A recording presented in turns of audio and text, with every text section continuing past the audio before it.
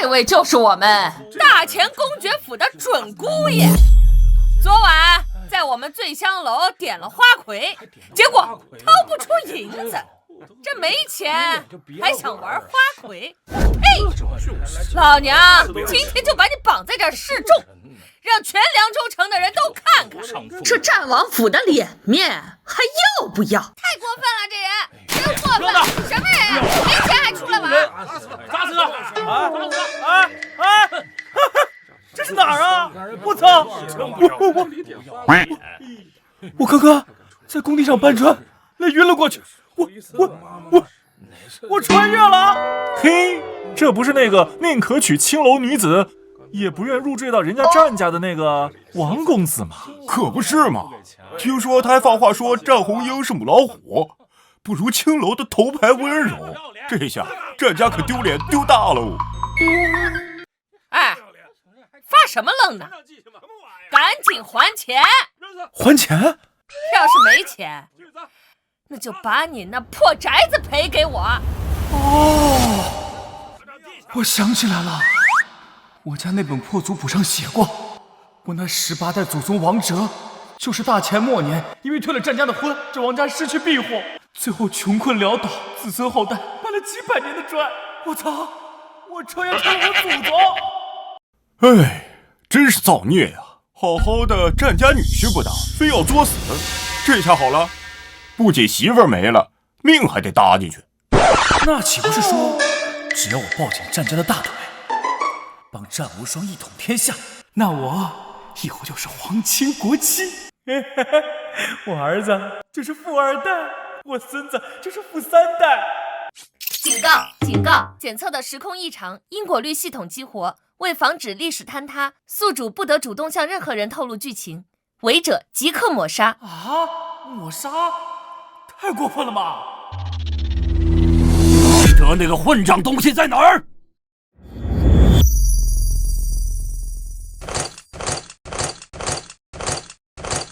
好你个王哲，你竟敢如此的羞辱我们战家！既然你这么做，今日老夫便成全了你。今天我要当着全城百姓的面把这婚书撕掉。我操，老头别撕啊！这可是咱翁婿俩的保命符啊！原先那个傻缺为了退婚搞这种烂事，简直是自掘坟墓。现在王家早就没落了，要是没了战家这棵大树庇护，我这个前朝余孽的后代，分分钟就被那帮权贵给玩死呀！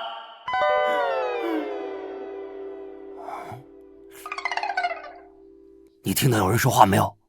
父亲，你也听到了。为了保住小命，我必须死死抱住岳父这根大腿，哪怕是当个挂件，我也得挂在战无双的腿毛上。但这个老头也是个铁憨憨，婚书是先皇御赐的，潇潇就等着你撕呢。只要一撕，立马就给你扣个抗旨不尊、藐视皇权的帽子。到时候兵权被夺，咱们翁婿俩就得整整齐齐的一起上路喽。不对，他怎么知道潇潇一直盯着老夫的兵权？先皇赐婚，藐视皇恩，这纨绔竟然知道这其中的利害关系。哎呀，我得提醒他不能撕，可这该死的系统不让我装逼。妈的，拼了！只要婚约在，我就能苟住。日后等我暗中把老丈人捧上地位，这个皇2代老子当定了。什么？捧上地位？皇2代？岳父，你听我说，其实我……警告！警告！检测到宿主试图透露剧情，严重影响历史走向，请立刻停止，否则即刻抹杀。我操，这也不行！父亲，这婚书不能撕，事关重大，需要从长计议。战将军，撕啊！再说了，你难不成还真想让这个纨绔当你的赘婿呀？你们懂个屁呀！这婚必须结！唉，只可惜战红英这么漂亮的大美女，要是战家倒了，最后又被潇潇那个变态抓去当18房小妾，惨啊，太惨了！什么？第18房小妾？小小小感动我女儿。难不成刚刚听到的是这小子的心声？这小子虽然混账，但是有句话说的没错，先皇赐婚，若是此时毁约，潇潇那老贼定会以此为借口，治老夫个大不敬之罪，趁机夺老夫兵权。这婚书暂时撕不得。这小子政治眼光毒了，难不成之前一直在装纨绔？这个混蛋，暂时还不能杀。哎呀，可不是嘛！哎呀，这是干什么呀？啊！这干什么？哎呦，吓死我了呀！贤婿啊，刚才是为父太冲动了，误会啊，误会。我贤婿啊，这是在帮父亲体察民情。哦，对，体察民情。大义，在青楼体察民情，与你何干？看什么看？散了，都散了。单大将军，你看这误会都解除了，这王公子欠我们的银子，您看多少？不多，才2000两。这可是我们醉香楼的头牌，这王公子还包了我们全场。2000两，你怎么不去抢啊？完了！这老头抠门的很，肯定不会给钱，这下要丢大人了。哼！拿去，不用找了啊！多谢战将军。哎呦，我操！准姑爷点青楼头牌，这岳父还亲自给买账，这小子也太有牌面了吧！我操！闭嘴！贤婿呀，随老夫回府，咱们慢慢聊。我操！这老丈人吃错药了，刚才还要杀我，现在又要带我回家，难道是想关起门来慢慢折磨？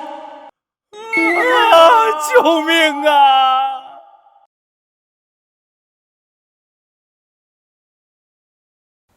丞相，好消息！凉州城传来密报，那个王家废物世子闹大了。哦，他在青楼公然叫嚣，说战无双之女不如青楼头牌。现在整个凉州城都在看战家的笑话。这小子果然是烂泥扶不上墙，也不枉我们派人在他耳边吹了那么久的风。正是，听说战无双那个老匹夫气炸，他带着战红英杀去了青楼。依我看，他那暴脾气必定会当众撕毁婚约。好，只要他敢撕毁婚约，便是藐视先皇遗诏，到时候老夫便可以此为由治他个大不敬之罪。正是，届时丞相便可名正言顺地夺了战无双的凉州兵权，将那30万铁骑收入囊中。战无双啊，战无双，你还怎么跟老夫斗？报！丞相，大事不好了！慌什么？难道战无双把王家那小子给宰了？不是，战无双他没撕婚书。什么？这莽夫何时变得如此沉得住气了？丞相，事出反常必有妖。或许战无双身旁有高人指点，已经察觉到我们的意图。事不宜迟，我们得立即动手，先发制人。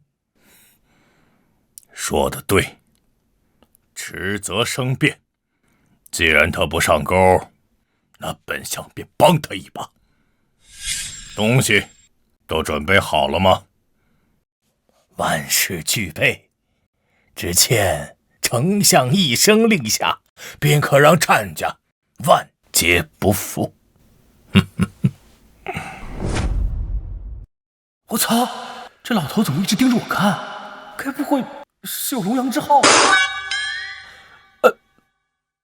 听说有些武将常年在军营，取向都比较特别。这臭小子瞎说什么呢？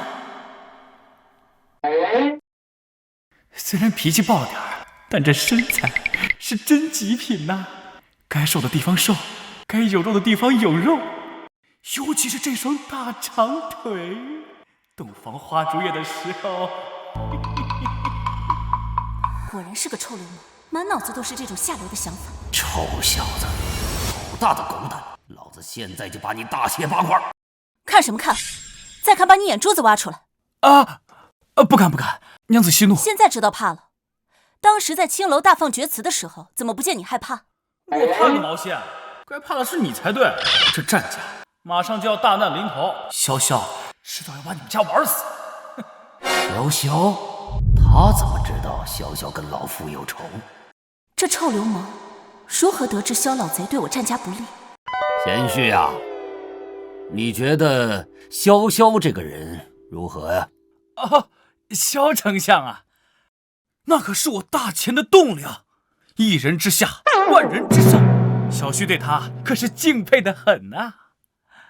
潇潇那就是个奸雄，挟天子以令诸侯，把小皇帝当傀儡玩。这小子居然还知道萧老贼已经控制了小皇帝，而且这老贼心狠手辣，下一步就是要除掉你战家这颗眼中钉。他肯定早就伪造好了证据，马上就会来一道圣旨，栽赃你家叛国通敌。到时候不仅你要死，就连战红英都要被潇潇纳为小妾。这老贼竟然如此歹毒！叛国通敌，圣旨，这小子说的有鼻子有眼，难道是真的？圣旨到，凉州公爵战无双接旨。竟然真的来了！我操！我怎么好像听到太监说话？不会是来宣读抄家圣旨的吧？完了，这回真要死定了！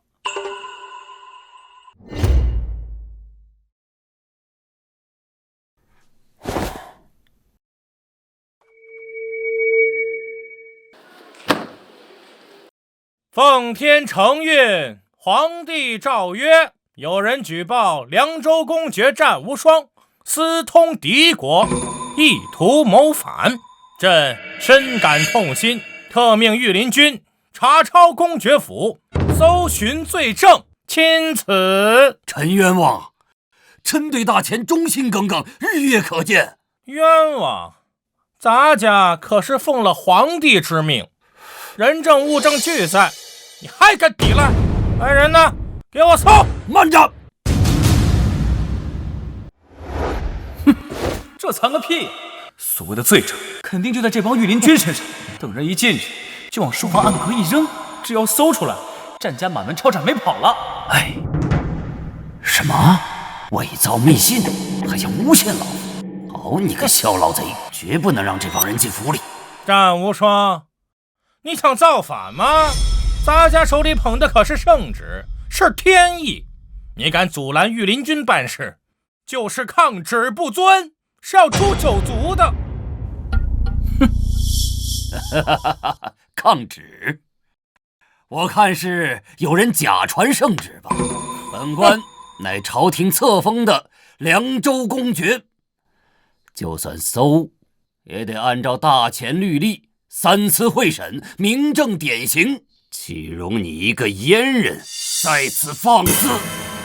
律例，在这大钱，皇帝陛下的话就是律例。来人，给咱家冲进去！谁敢阻拦，格杀勿论！战将军，得罪了！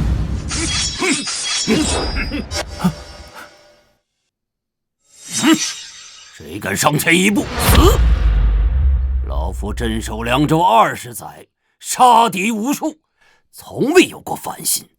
你们想诬陷老夫叛国，简直是滑天下之大稽。战将军，抗旨可是诛九族的大罪，你就算武功盖世，能杀光这御林军，难道还能杀光这天下人吗？老夫现在就宰了你！砍啊！你砍啊！你砍啊！砍了咱家的项上人头，你就是谋反作死！你们战家上下满门都得给咱家陪葬！你冤狗，欺人太甚！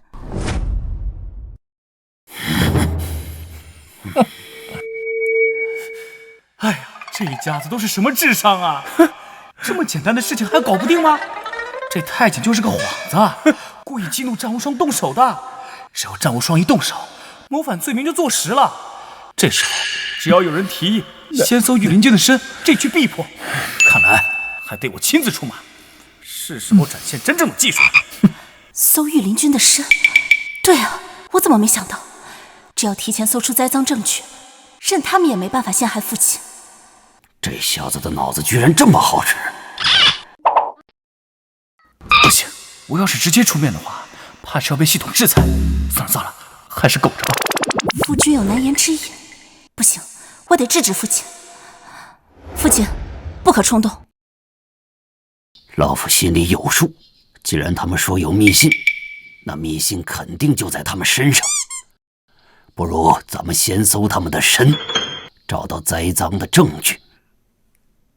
哎，这老头是不是偷看我剧本啊？这么精妙的反客为主，是他那核桃仁大小的脑子能想出来的？臭小子，居然敢这么骂老夫！不过方才言之有理，就按你说的办。好，既然公公要搜，那就搜。但是为了防止你们栽赃陷害，进府之前，我得先搜御林军的身。你什么意思？搜身？御林军乃是天子亲军，代表了皇家颜面。哼，你一个公爵，有何资格搜御林军的身？老夫身正不怕影子斜，倒是公公你百般阻挠，莫非心里有鬼啊？放肆！咱家维护的是皇家体统，谁敢动御林军一根汗毛，就是与朝廷为敌。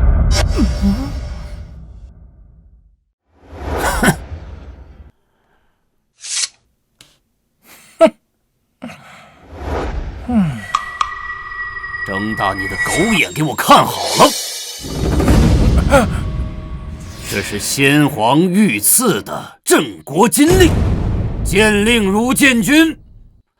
老夫今日就押上这毕生的荣誉，也得搜御林军的身，我看谁敢阻拦。不行，此乃先皇所赐，如今是先皇。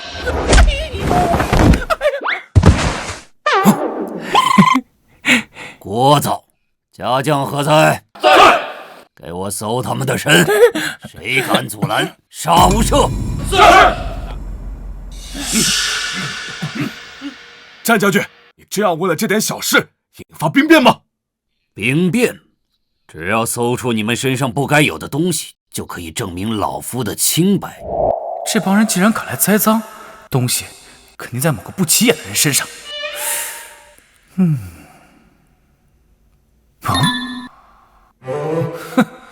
手一直捂着，那是生怕别人不知道你那儿藏了雷。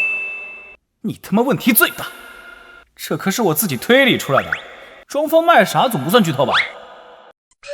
孙子，终于让本少爷逮到你了，过来！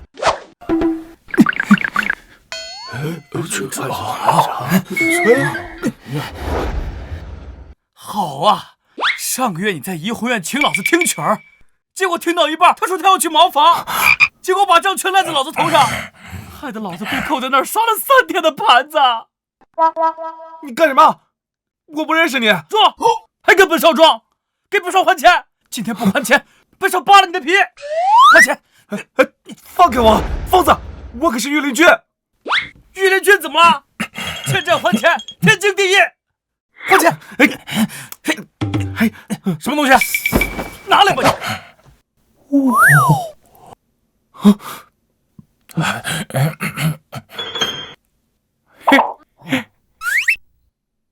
好啊！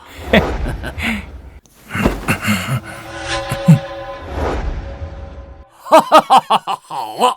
啊！凉州兵力部署图。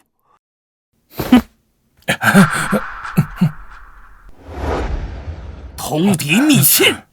哈哈哈哈！哎呀，好啊，好啊！啊！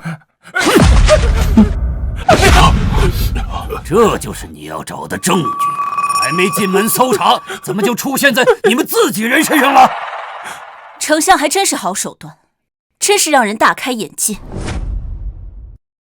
把他们给我带下去，严加看守。老夫倒要看看他小老贼还有多少手段。是。走。哎呀，快点！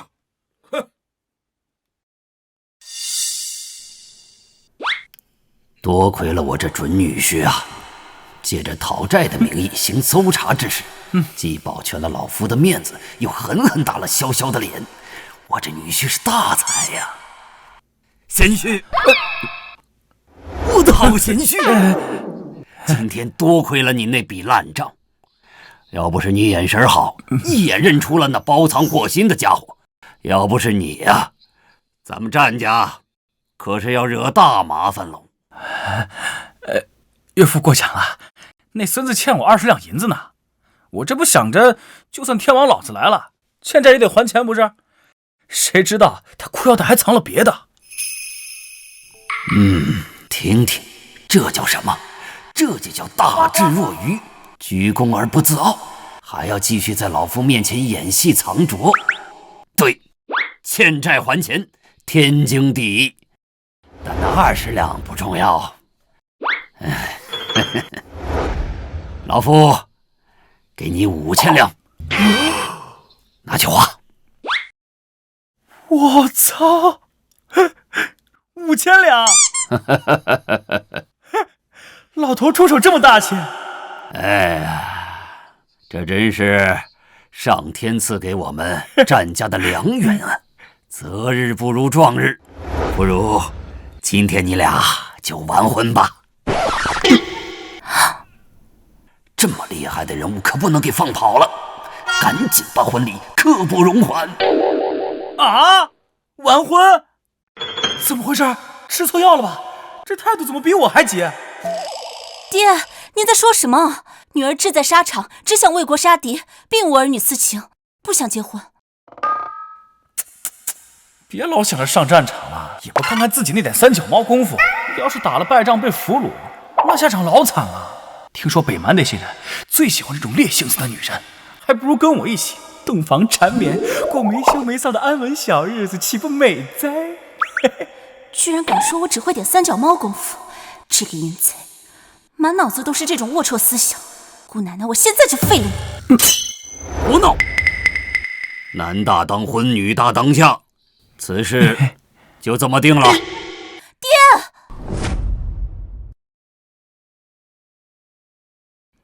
夫君，时辰不早了，咱们早点歇息吧。娘子，你先去。我操，这就要开始了，幸福来得太突然了吧？虽然他脾气暴了点，但这脸蛋和身材真是极品呐！尤其是这大长腿，必须得扛一下。这个淫贼，满脑子都是这种污秽不堪的东西。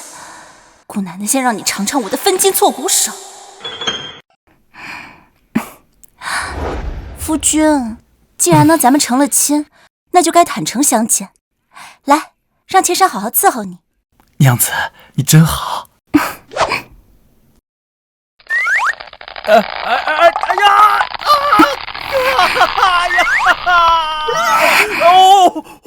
等，娘子，你这是谋杀亲夫啊！夫君，你这是怎么了？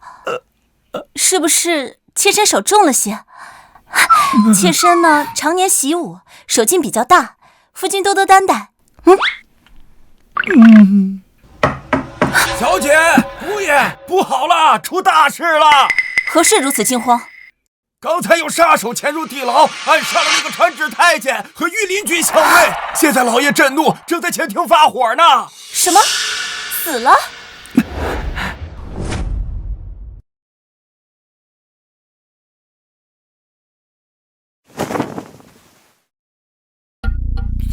一剑封喉，好快的刀法！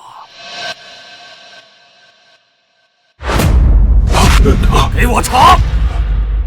公爵府戒备森严，连只苍蝇都飞不进来，是怎么让人潜入地牢，杀人灭口的？主公息怒，我将以为此事或许是萧萧麾下的顶级刺客暗影所为。此人轻功卓绝，来去无踪。切，还暗影啊？你怎么不说是火影？这老头吼那么大声有用吗？嗓门大能抓鬼啊？那鬼就在你眼皮子底下站着呢。这臭小子说话可真招人恨。不过他说内鬼就在老夫眼前，究竟是谁呀？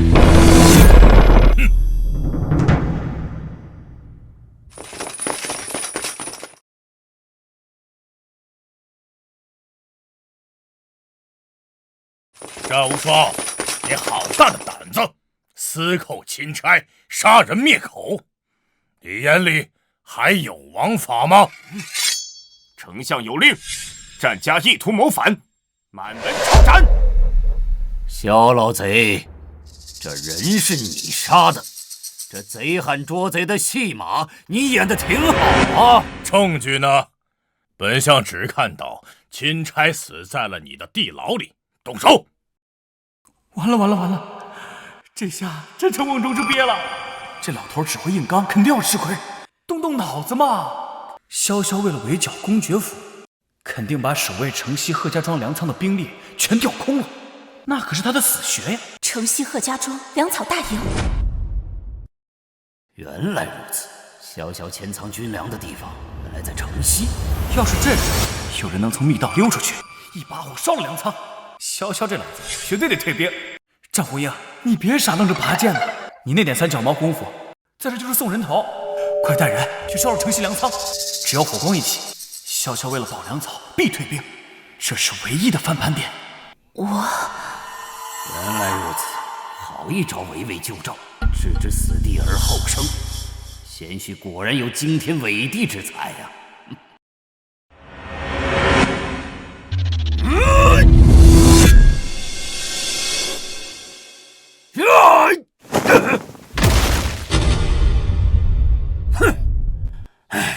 小老贼，就你想灭我战家，凭你也配！侯英，别管这儿，从密道出城，去烧了城西粮仓，那是唯一的生路。快！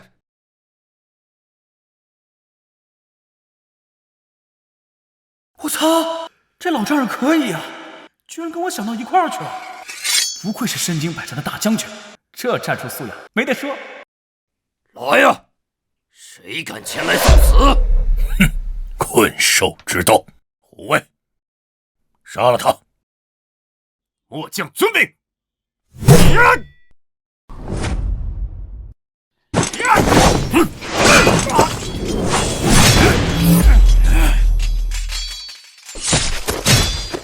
稳了，这波稳了！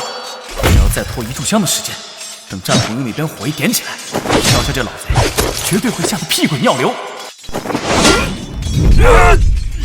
贤婿如此笃定，看来那粮仓确是萧萧的死穴。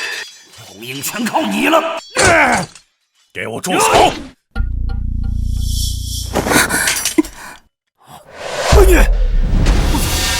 媳妇儿，爹，对不起，粮仓全是步兵，女儿攻不进去。精彩，真是精彩！声东击西，围魏救赵。张无双，你是不是觉得自己很聪明？本相既然敢倾巢而出，一定是堵死了后路。城西粮仓，本相已布下重兵防守，就等着你们自投罗网。这怎么可能？密室里明明写着萧萧轻敌，粮仓空虚啊！为什么会有伏兵啊？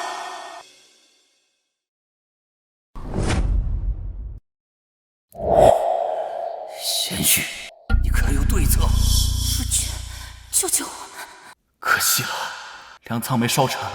不过问题不大，萧萧这老贼还有个致命的死穴，只要把那个地方说出来，萧萧绝对会吓得魂飞魄散，立马掉头就走。这个死穴就是小皇帝的囚禁地。这个时间点，小皇帝应该被萧萧偷偷转移到了城南那个废弃的古钟楼地窖。什么？小皇帝被囚禁在古钟楼，这可是关乎大秦国运的绝密。这小子怎么连这种事都知道？小皇帝竟然被藏在那种荒废之地，夫君到底还知道多少秘密？只要我报出这个地点，危机必解。警报！检测到宿主试图泄露核心机密，若直接说出地点，即刻抹杀。靠！关键时刻掉链子，不让我说是吧？那我就侧面试探，只要提到钟声，如果小皇帝真在那儿，这老贼绝对会慌。哎呀，哦，哎呀，这傻子怎么了又？哎呀，岳父，我说咱能不能搬家呀？我最近晚上睡觉，老是被城南那个破钟楼里的大钟当当当震得我脑瓜仁响，我根本睡不着觉，我都快神经衰弱了。那钟楼已经荒废了几十年了，哪来的钟声？不可能，那钟楼里的钟声早就被我卸了，怎么会响？该死，那个地方绝对不能暴露。看到没？这老东西听到我说钟声，表情都变了。果然，这老阴逼真的把小皇帝藏在了钟鼓楼里。这家伙，刚才那副没睡醒的死样，居然是装的。仅仅用一句话就试探出了天大的秘密。原来贤婿是在试探萧萧，小皇帝竟然真的藏在那座破钟楼里。好一招打草惊蛇！既然如此，就别怪老夫顺水推舟了。哎呀，原来我是贤婿啊，最近精神不济，是因为这个破钟楼啊！一个小小的破钟楼，竟然敢骚扰我贤婿的清梦。李如风，末将在。立刻点精兵2000，带上炸药，去把那破钟楼给我炸了！挖地3尺，看看这下到底是什么东西在响。夷为平地，那小皇帝岂不是要被活埋？那我挟天子以令诸侯的计划都全完了。不行，绝对不能让他去拆楼。撤！回房！快跟老夫走！哎，丞相，可战无双还没抓呢。抓个屁！老窝套被人给偷了，赶快滚回去守着。贤婿啊，看来那个钟楼里头真的不知道藏了什么了不得的东西。你看，把那小老贼吓成什么样！贤婿这一手投石问路，高，确实是高。原来他一直在扮猪吃老虎保护我，刚才我还骂他是淫贼，这混蛋藏得也太深了。老丈人脑子什么时候变得这么聪明了？哦，吓跑了！嗨，我就是想拆个违建，睡个好觉，谁知道这丞相胆儿这么小。哎呀，痛快，真是痛快呀！看那小老贼抱头鼠窜的样子，嘿，把老夫这20年的恶气消掉了一半。主公鸿福齐天，不过今日之事，这姑爷虽然胡言乱语，但也算误打误撞立了一功。是啊，傻人有傻福嘛。要不是姑爷嫌钟楼吵，咱们也发现不了那地方。没错。切，一群青铜在这分析王者局，什么叫误打误撞？这叫运筹帷幄。不过误会了好了，千万别发现我有脑，不然系统又要抹杀我。贤婿呀，为了藏拙，你真是受委屈了。被这群庸才如此看低，你却云淡风轻，此等胸怀真有宰相之量。不行，有功必赏，老夫绝不能亏待了自家女婿。传令，今日王者退敌有功，老夫决定特封王者为……我操！别呀，千万别给我封大官！要是封个将军或者军师，每天还要打卡上班，还要出谋划策，那我还怎么摸鱼啊？给我个闲职，最好是那种钱多事少离家近，位高权重责任轻，每天睡到自然醒的。贤婿不愿走官。是了，高人往往淡泊名利，不想被俗务缠身。既然贤婿想清闲，那老夫就给你个最肥的闲差。特封王者为后勤巡查使。什么巡查使？这可是个肥差呀！不用上阵杀敌，不用去处理军务，只需要每天在后方溜达溜达，油水足得很呐！我操，后勤巡查使，听起来好像很高级的样子，不用干活还能捞油水，这老丈人能处啊！带薪拉屎吗？爱了爱了爱了！这家伙明明有惊天伟地之才，怎么满脑子都是捞油水和偷懒？父亲也是，居然真的被他瞎胡闹。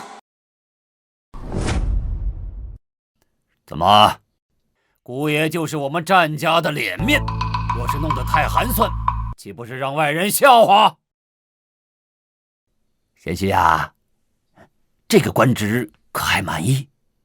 哎呀，你要是觉得无聊啊，你就去那个库房看看啊，看看那些粮草它发霉没有。你要是觉得累呢，你就在家歇着啊。月有1000两俸禄，如果不够，就问红英要。满意，非常满意，岳父英明。这软饭吃的真香，有了这1000两，我就可以把醉香楼的头牌把后院稍微修缮一下，弄个温泉池子，到时候骗夫人去泡温泉，我再来个误入藕花深处，那画面。王哲，这淫贼，刚当上官就想着这种下流事，还想骗我去泡温泉，做你的春秋大梦。今晚我就让你睡马厩。贤婿这爱好确实奔放了点，不过也是，红英这丫头平时太凶，贤婿想点柔情蜜意也是人之常情。只是委屈了贤婿这一身才华呀，只能在这个衔接上蹉跎。行了，那就这样。红英啊，你带贤婿回去休息，记得要好好照顾他。是，我一定好好照顾。怎么感觉杀气很重啊？算了，不管了，以后我就是王巡查使，这大钱乱世，谁也别想打扰我当咸鱼。走喽，回家睡觉喽。这家伙命真好啊，谁让人家有个好岳父呢？大智若愚，大智若愚啊！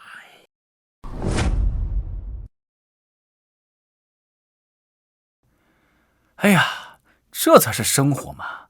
每天除了钓鱼就是喝茶。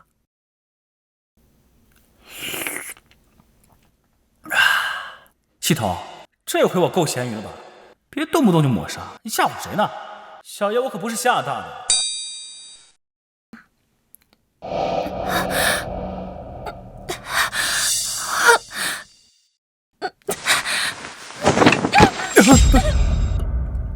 我操，什么情况？天上掉下个林妹妹！救命！我是赵家庄赵宇。赵宇，常山那个赵家庄。我操，赵宇，那岂不是神将赵破军的亲妹妹？发达了！史书记载，赵破军可是个无双狠人，一杆长枪挑翻18路诸侯，实力不在我老丈人之下。要是救了他妹妹，岂不是等于把他也拐进了战家？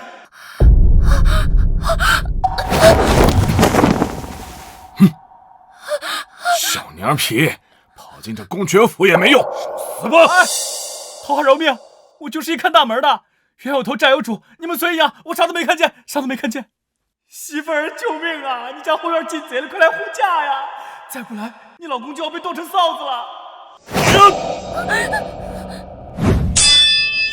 大胆狂徒，竟敢擅闯公爵府！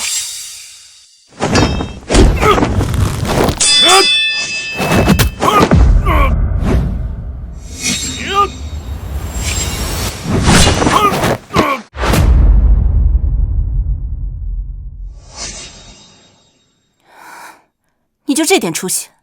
老婆霸气，老婆威武，吓死宝宝了。不过媳妇儿，你这枪法虽然猛，但要是配上了赵破军的破阵霸王枪，那才叫无敌。赶紧把地上那个妹子救活，那可是赵破军的亲妹妹。咱们战家能不能起飞，全靠她了。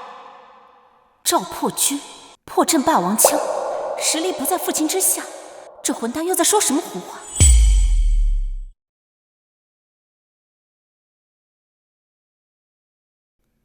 姑娘，你没事吧？多谢女将军相救，我是常山赵家庄的赵宇，特来向战公爵求援。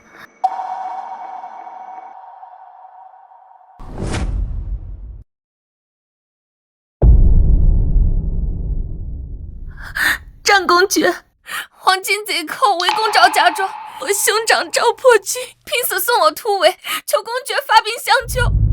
主公，赵家庄远在100里之外，且我们刚刚经历大战，骑兵损耗严重，战马大多受伤，若是长途奔袭，恐怕马力不足啊。这确实是个难题。切，这点小事就犹豫，活该你们打一辈子败仗，放着赵家庄那个无双神将赵破军不去抢，难道等着留给刘承德那个大耳贼过年吗？臭小子怎么说话？老夫这不是在考虑马力不足的问题。大耳贼刘承德，无双神将，这混蛋怎么谁都认识？还有李如风也是个猪脑子，马蹄子烂了，是因为你们太穷酸了，连个马蹄铁都舍不得给马装，给马脚钉个铁掌，不仅能防滑，还能护蹄，跑个几千里跟玩似的。给马钉铁掌，这从未听过此种说法。若是真的，那岂不是解决了千古难题？最离谱的是你们那个破马鞍，骑上去蛋蛋都快磨碎了，要是换成高桥马鞍，前后卡住，想掉都掉不下来。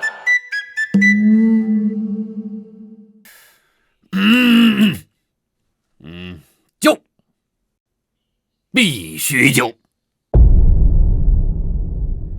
这个贤婿啊，我记得你那个后勤巡查使管着库房，老夫听说库房里有些破铜烂铁，你看看给他捣鼓捣鼓啊，弄点新花样，帮咱们这个战马修修脚啊！给马修脚？岳父，我是巡查使，我又不是修脚师傅，这老头发什么疯？不过既然他想修，那我就随便画个图纸给铁匠，反正系统也没说不能搞发明创造嘛，只要我不说是我想出来的就行，就说是我在古籍上看到的墨家机关术。这个事情就交给贤婿了。传令，整顿兵马，待贤婿的神器一出，我们即刻发兵赵家庄。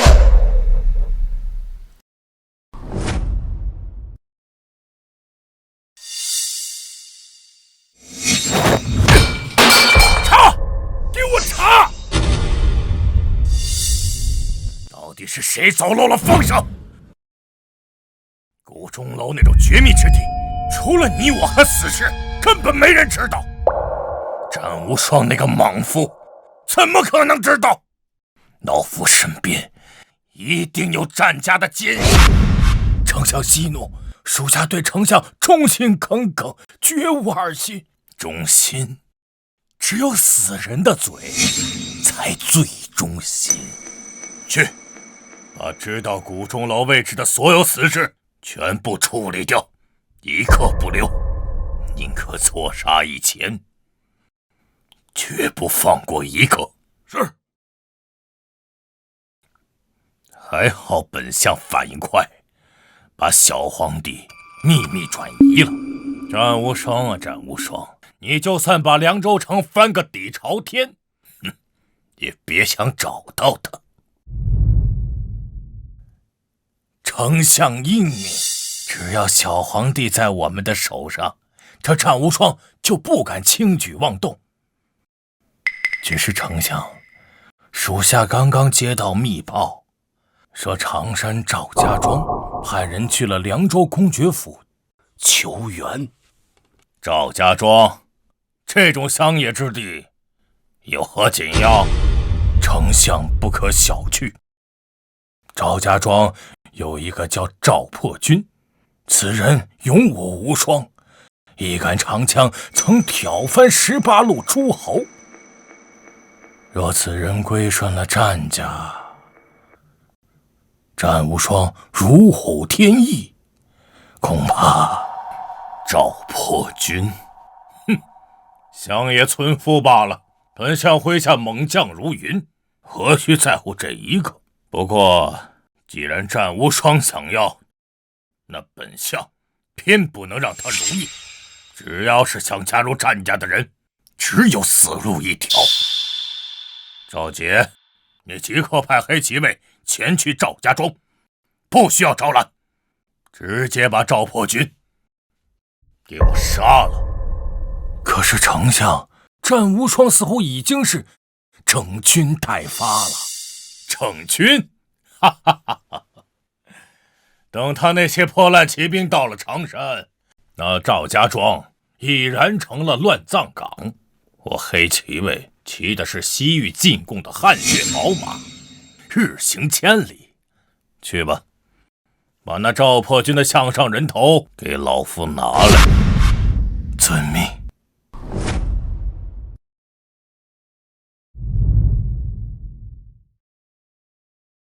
主公，这就是姑爷捣鼓出来的新玩意儿。这马蹄钉了铁还能跑吗？还有这马鞍前后凸起这么高，看着就别扭。赵宇妹妹，你受苦了，这个是我特意让人准备的桂花糕，跟你一样甜，尝尝。多谢王公子。哎呀，这妹子真软吧，不像我们家那只母老虎，整天舞刀弄枪的，一点都不可爱。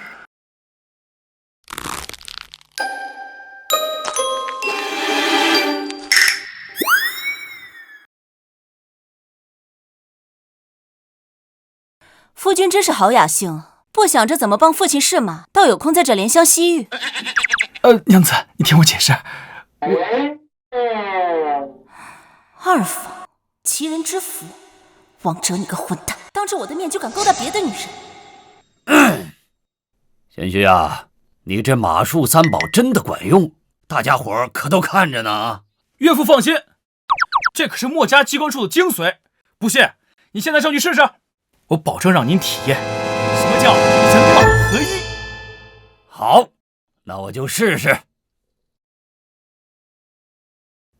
一群土包子，有了这3样神器，骑兵别说骑马，就坐在马上跳舞都没问题。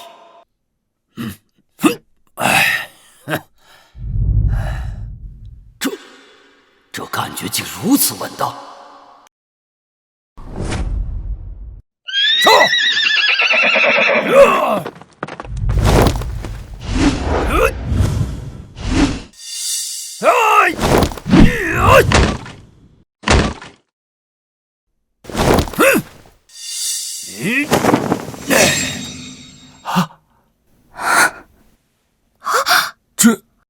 这怎么可能？主公不但在马上站了起来，而且还能双手挥刀，这简直是神技啊！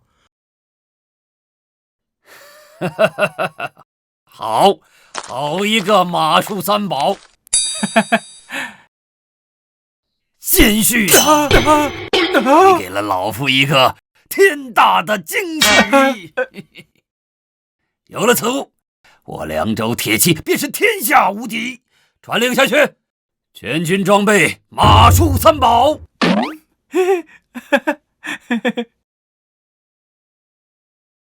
红英啊，你和李如风2人点齐5000旌旗，随着老夫支援赵家庄。是。贤婿啊，你也随老夫同去。啊！我也去啊！不是岳父，我是一个文官呐，我一个后勤巡查使，这打打杀杀的，我干不了。我操！别搞我呀！战场上刀剑无眼，万一挂了怎么办？我就想躺在家里躺平数钱呢，而且我还要跟赵宇妹妹培养感情呢。夫君不必谦虚，既然父亲让你去，那你就去。正好路上咱们夫妻好好培养培养感情，想留在家里勾搭狐狸精，门儿都没有。王公子，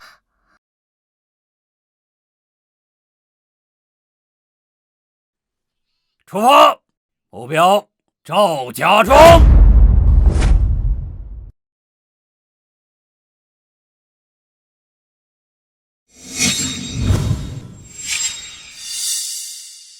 赵宝驹的确是条好汉，本统领都不忍心杀你了，只可惜丞相有令，不归顺承，杀无赦。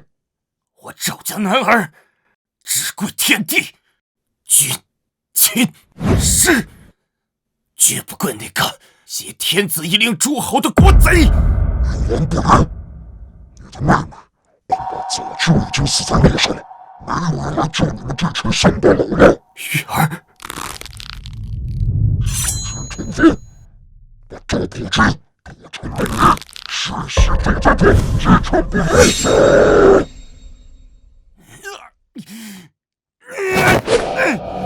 哎呀！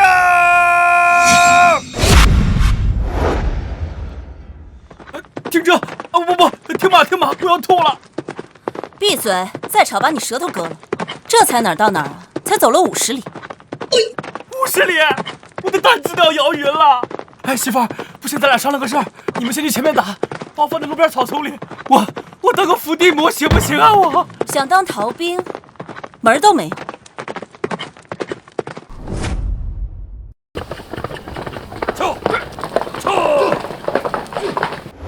我操！起飞了！救命啊！玉，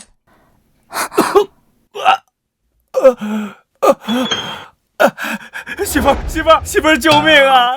这马场谋杀亲夫啊！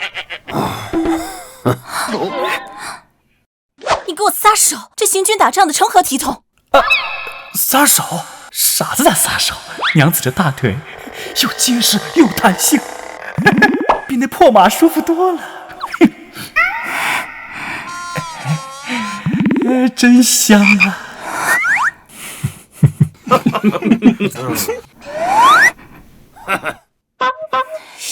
站！走！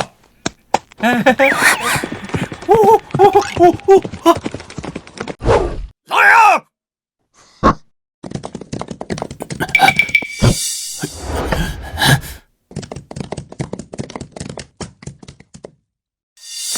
上来！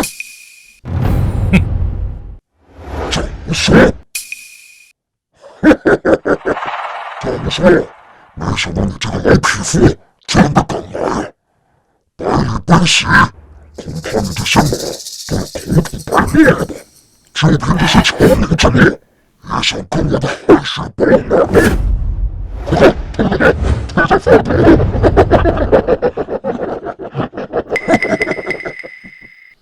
这黑七卫果然名不虚传，人马皆披重甲。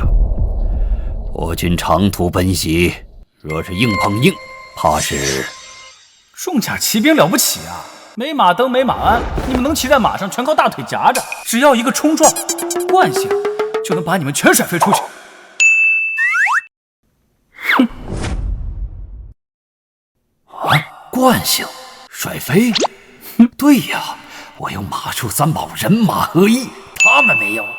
直接正面硬刚，咱们有马术三宝，双脚踩死马蹬，双手握刀，借着马力平推过去。这就好比开着泥头车撞自行车，谁减速谁是孙子。全军听令，松开缰绳，双手握刀。主公，松开缰绳，若马受惊怎么办？受什么惊？踩死马蹬，全速前进。谁敢减速，斩立决！疯了，简直疯了！替我把缰绳放死，我去了！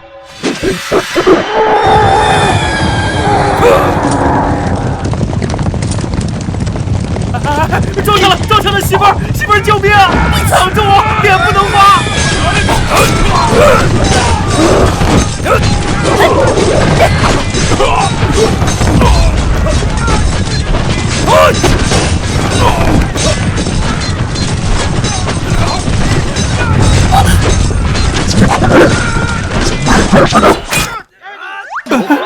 我操！我没死啊！我没死啊！看到没？这就是科技的力量。牛顿定律教你做人。牛顿真乃神人也，日后见了他，定要请他喝酒。痛快！真他娘的痛快！给老夫杀！一个都不要留！这是什么技术？凉州军竟恐怖如斯！那个穿文官服的小白脸一直躲在战红英那女人后面，肯定是战家的重要人物。抓了他当人质，干死他们！干死他们！小子，你小心！我操！你奔我来干什么呀？我就是个后勤的，冤有头债有主，你砍我岳父去，他比较耐砍。走啊，马哥，马爷走啊！哎，马哥，你跑反了！马爷，刹车呀！刹车在哪儿啊？小子居然敢主动单推，没胆色！好胆色！杀！别杀我！别杀我！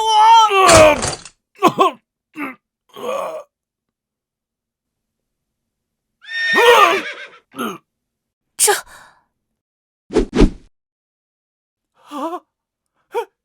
死了！我杀的！我操，这么猛！嗨，这一个能打的都没有。贤婿啊，我就知道你在隐藏实力。低调低调。这家伙刚刚明明是在乱混，难道他是瞎蒙的？曹民、赵破军，感谢战公爵救命之恩。若非公爵神兵天降，我赵家庄300口老小恐怕早已沦为冤魂。哎呀，壮士，快快请起！我早就有闻，常山赵破军勇冠3军，今日一见，哎呀，名不虚传呐！公爵过奖了。若论勇武，刚才那位白衣公子看似微弱，实则深藏不露。那一招乱披风剑法，看似杂乱无章，实则暗藏杀机，竟能一击秒杀鬼煞统领，在下佩服。深不可测个鬼呀！那就是瞎蒙的好不好？这家伙是不是刚才打架把脑子打坏了？低调，哥只是个传说。哎，低调，哥只是个传说。哎，传说？臭小子，人家给你台阶下，你还喘上了。不过既然赵破军都这么说了，不如就顺水推舟。贤婿啊，既然破军兄弟如此推崇你，你就别装了，嘿嘿嘿嘿，赶紧过来给人家认识一下嘛。嘿嘿在下王哲，现任凉州后勤巡查使。刚刚那一件不过是随手为之，赵壮士谬赞了。随手为之，竟能有如此威力，王大人真乃神人也。低调低调。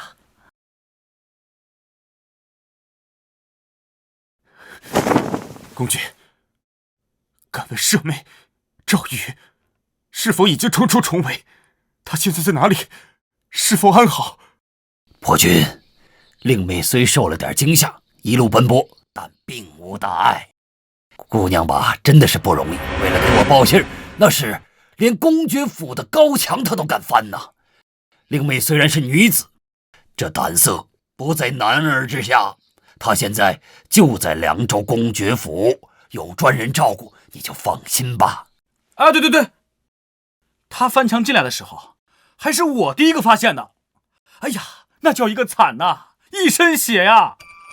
哎，不过你放心啊，我已经请了全凉州最好的大夫，给她用了最贵的药。她现在整个人就在公爵府里，好吃好喝养着呢。我刚出来的时候，还看见她正在吃桂花糕，估计啊，等你回去了，至少得胖个3斤。多谢王大人照拂，赵某感激不尽。破军呐，虽然这黑旗未已灭，但这赵家庄已毁掉了一半了。这个潇潇啊，他为人睚眦必报，我看这常山是待不下去了。公爵所言极是，只是这齐白老幼妇孺，若是留在此地，必遭萧萧毒手。破军兄弟，若是你不嫌弃，不如把这些百姓带着，随我一起回凉州。令妹还在凉州等着你呢。老夫愿拜你为上将，与我一起杀回凉州，清君侧，诛国贼。公爵大义，不光救我全庄老小，还护我小妹周全。破军愿效犬马之劳，至死方休。切，回凉州回个屁呀！你们是不是傻？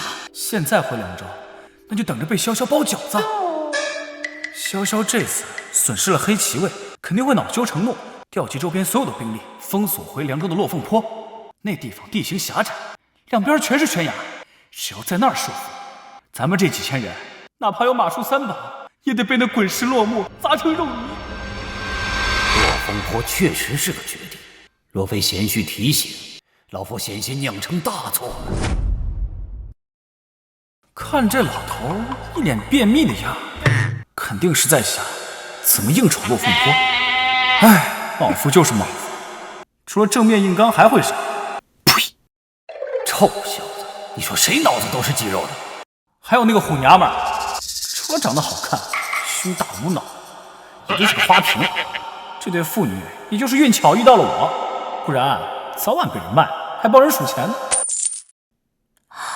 胸大无脑，花瓶，王哲你个混蛋！正确的做法应该是反其道而行之，直接向东攻打防守空虚的冀州城。那里是萧萧的粮仓重地，只要拿下冀州，不仅有根据地，还能切断萧萧的补给线，让他首尾难顾。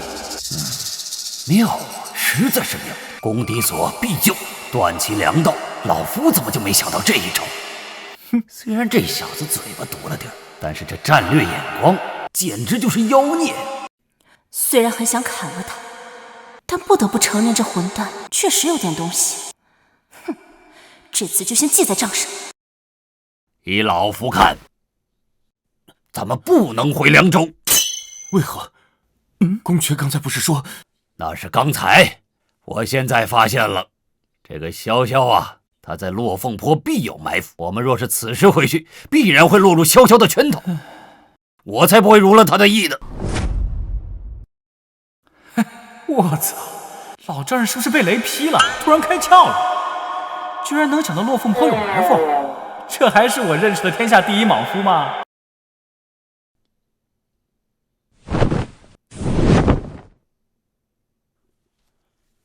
全军听令，全军向东，奇袭冀州城。待冀州城拿下，再与令妹相聚。冀州？主公，不可呀！冀州乃是一座坚城，城墙高3尺，护城河宽5丈。我们全都是骑兵，未带攻城器械，如何能下？哎呀，笨死了！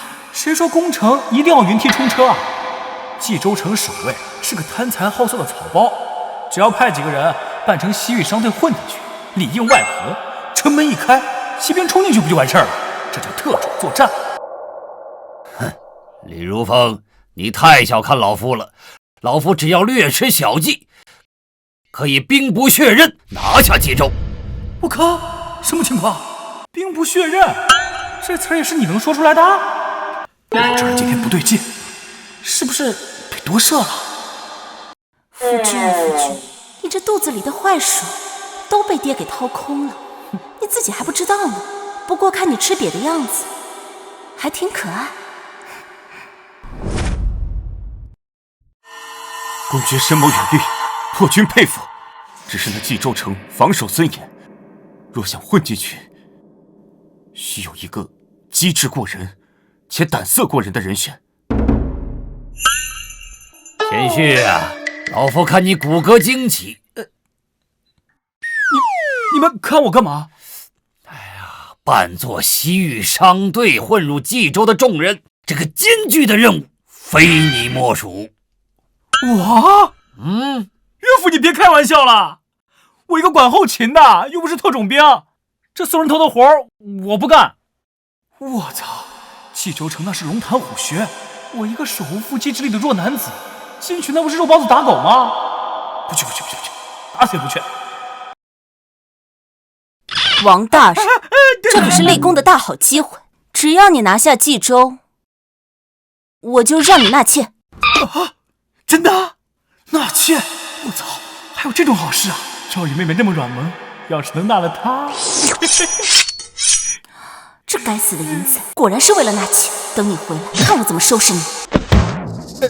我的好贤婿呀，只要你把事情办了，别的事情好说，好说。岳父放心，为了战家的大业，小婿在所不辞。这冀州城，我他妈拿定了！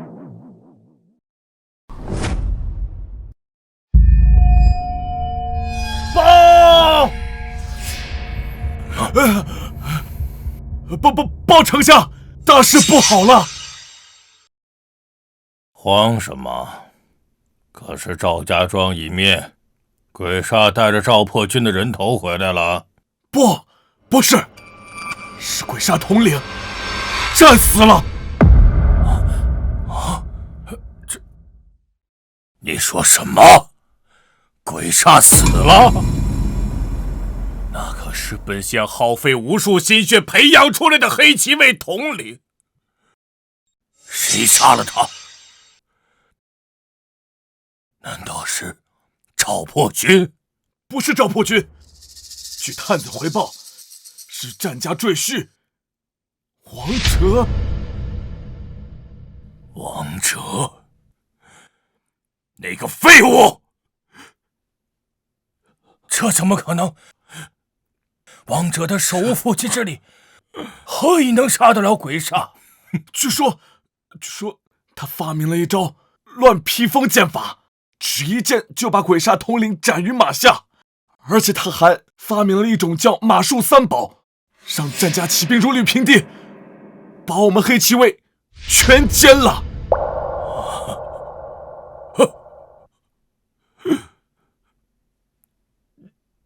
全歼我的黑旗卫，全完了！战无双，王哲，本想要把你们碎尸万段！丞相息怒，如今黑旗卫被灭，此时战无双士气正盛，若此时让他回了凉州，恐怕回凉州做梦。传我号令，调集周边所有的兵力，封锁落凤坡，哪怕用尸体堵，也要把战无双毒死在那儿。还有，发檄文昭告天下，就说战无双与黄金余孽有染，意图谋反，号召天下诸侯共讨之。这一次，本想要与战无双不死不休。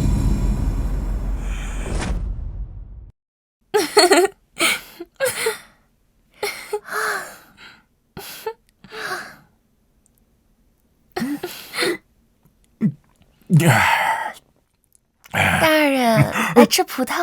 嘿，调皮。来，美人，再喝一杯。大人，喝多了伤身啊。怕什么？如今这世道乱得很，战无双在外面打仗，萧丞相在京城作妖，只有咱们冀州城呢，那是个风水宝地，只要有钱，什么都能搞定。大人，城外来了一支西域商队，说是带了不少好货，想要进城。西域商队，那是好东西啊，肯定有不少奇珍异宝。可是大人，现在是非常时期啊，丞相有的时候严查。查个屁！有钱不赚，王八蛋，放他们进来。不过嘛，规矩你懂的，过路费得加倍。是，属下这就去办。去。大人，美人，等会儿有好东西，也让你先挑啊。好，谢谢大人。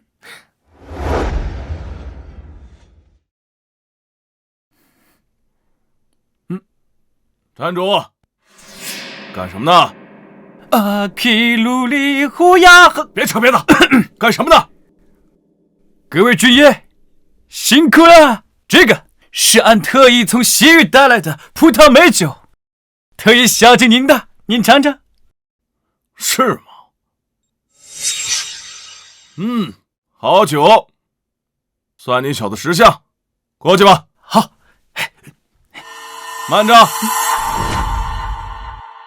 慢着，这小姑娘长得真标致啊！把面纱给我摘下来，让爷瞧瞧。你怎么着？我操！媳妇别冲动啊！你要是动手，咱们就全露馅了。找来！一边去！军爷，这是俺刚拿的小妾，人生没见过世面。你呀，别跟他一般见识。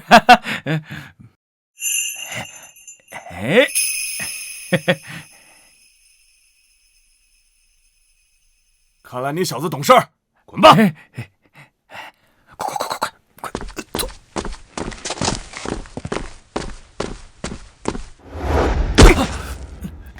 谁是你小妾？刚为什么不让我宰了他？姑奶奶，咱们是来偷塔的，不是来送人头的。你等城门开了，你想宰谁宰谁。这虎娘们儿，一点大局观都没有。不过刚才那小子确实该死，敢调戏我媳妇儿。等会儿破城了，我非得让他尝尝什么叫做满清10大酷刑。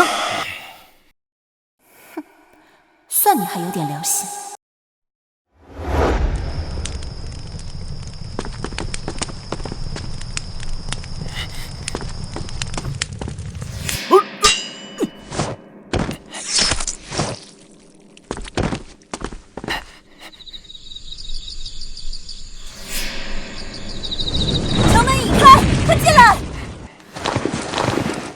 弟兄们，给我冲！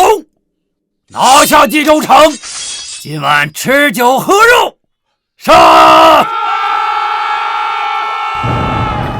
冲啊！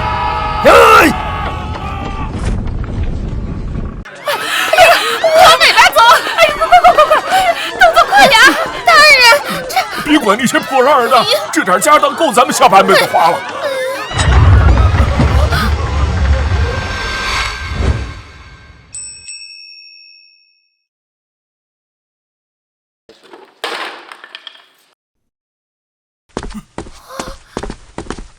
大姐，男的站左边，女的站右边，不男不女的站中间。把之前的东西都拿出来。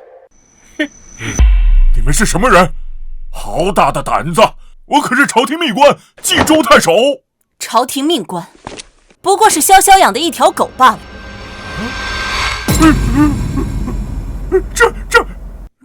这红英，我操，发财了！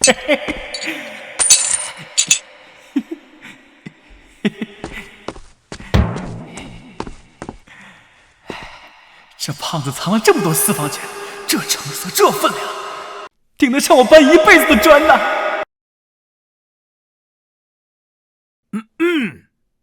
这些都是民脂民膏，本巡查使代表正义，没收了。那可都是我的棺材本啊！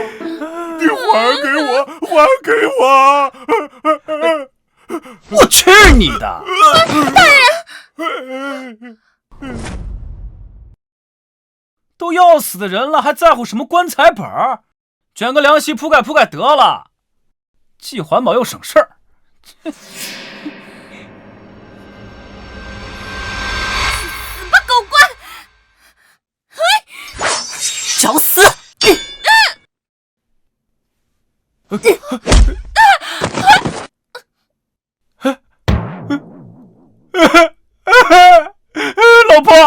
江武德他偷袭。出息就知道钱，再晚1秒你就要成死要钱的鬼了。废话，没钱活着有什么用啊？这是我的精神支柱。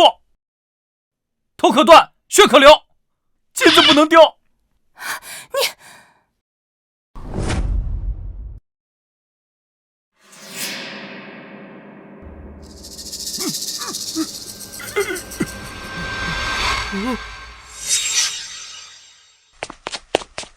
想跑？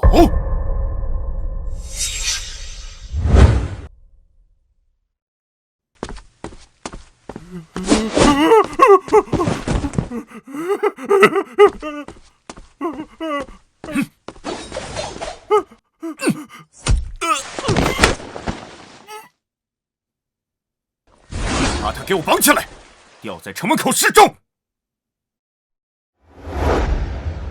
哎呀，痛快呀！啊，没想到啊，这么容易就把冀州城拿下，不但拿了城池，还发了笔横财呀！公爵神机妙算，破军佩服。那得感谢我的好贤婿啊！我的好贤婿只身犯险，装扮成商队混进城内，咱们才有机会这么容易把城池拿下呀！岳父，您叫我啊？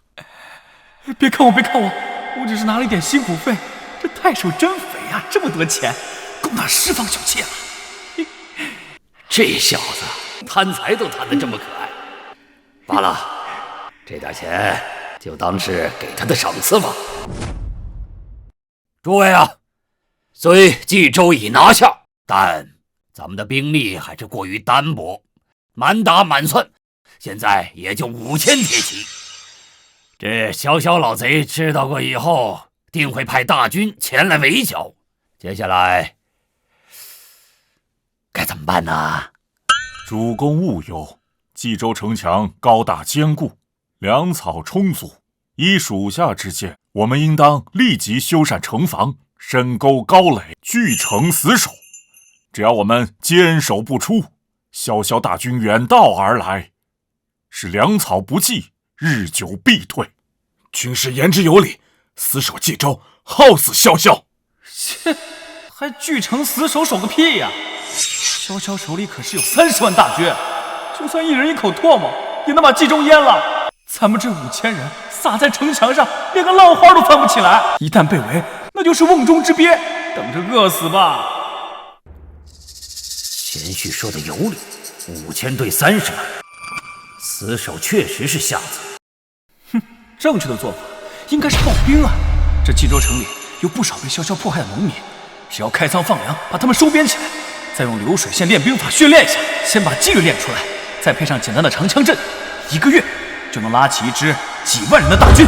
到时候手里有了兵，不管是守城还是野战，那腰杆子才硬呢。流水线、长枪阵，1月练成数万精兵，若是能成，何愁大事不成啊？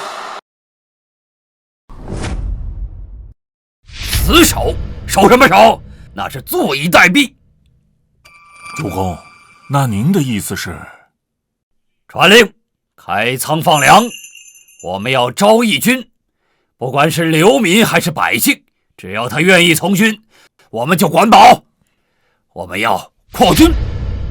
扩军啊！可是主公，新兵没个1年半载，根本上不了战场。谁说要1年半载？老夫自有妙计。嘿嘿嘿嘿嘿。贤婿啊，这个练兵的重担，老夫就全交给你了。我练兵？不要谦虚嘛，老夫相信你，这几万义军在你手上一定会成为虎狼之师。不要啊！我要躺平，我要数钱，我要拿着太守的私房钱去拿10房小妾。谁要带着一群大老爷们骑着木马，会累死人的。那10房小妾，这混蛋明明有着惊天伟地之才，怎么脑子里装的全是这种下流事情？我战红英到底哪里比不上那些狐狸精？夫君，你刚才在想什么？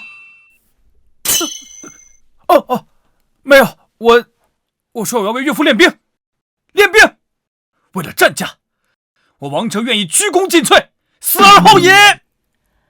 你要是耍什么花花肠子，不敢。这母老虎太可怕了。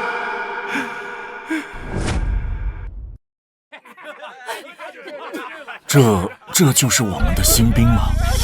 不也就是有通天之能，也很难在1个月之内把他们训练成精兵吧？军纪涣散，身体孱弱，确实难办。唉，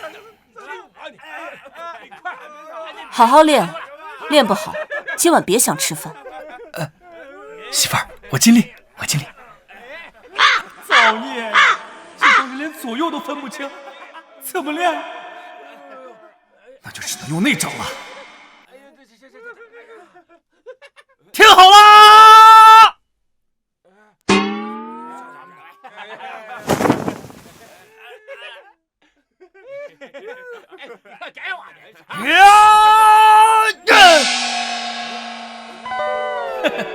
果然，有钱能使鬼推磨。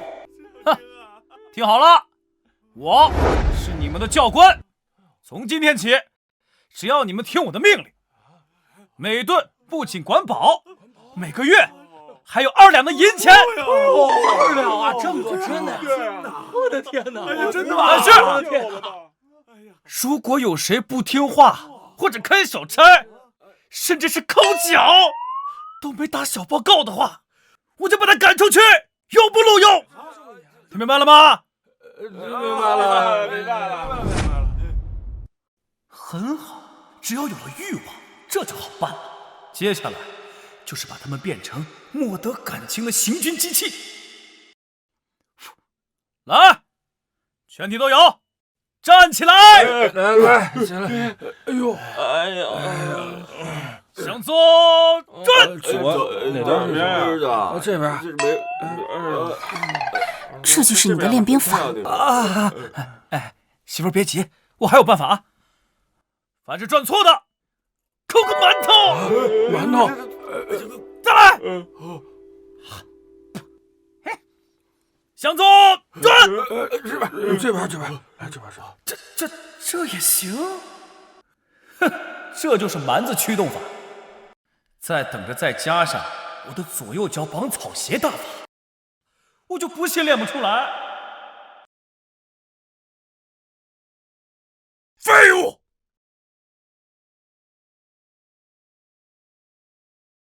都是废物！本乡调集了周边10万大军，把落凤坡围得像铁桶一样，连只鸟都飞不过去。结果呢？你告诉我，战无双人呢？回丞相，我们在落凤坡连个人影都没有看到，在那儿守了3天3夜，赵家主力压根就没往那儿去啊！没去？他难道飞走了不成？丞相，刚收到的急报，战无双并没有回凉州，而是反其道而行之。他奇袭了冀州城，如今冀州已落入战家之手。什么？冀州？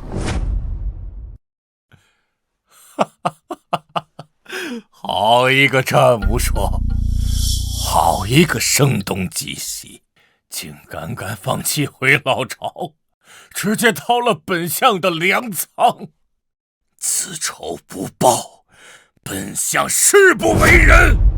丞相息怒，虽然他们占据了冀州，但据探子报，战无双为了扩充兵力，招募的大都是一些流民和乞丐。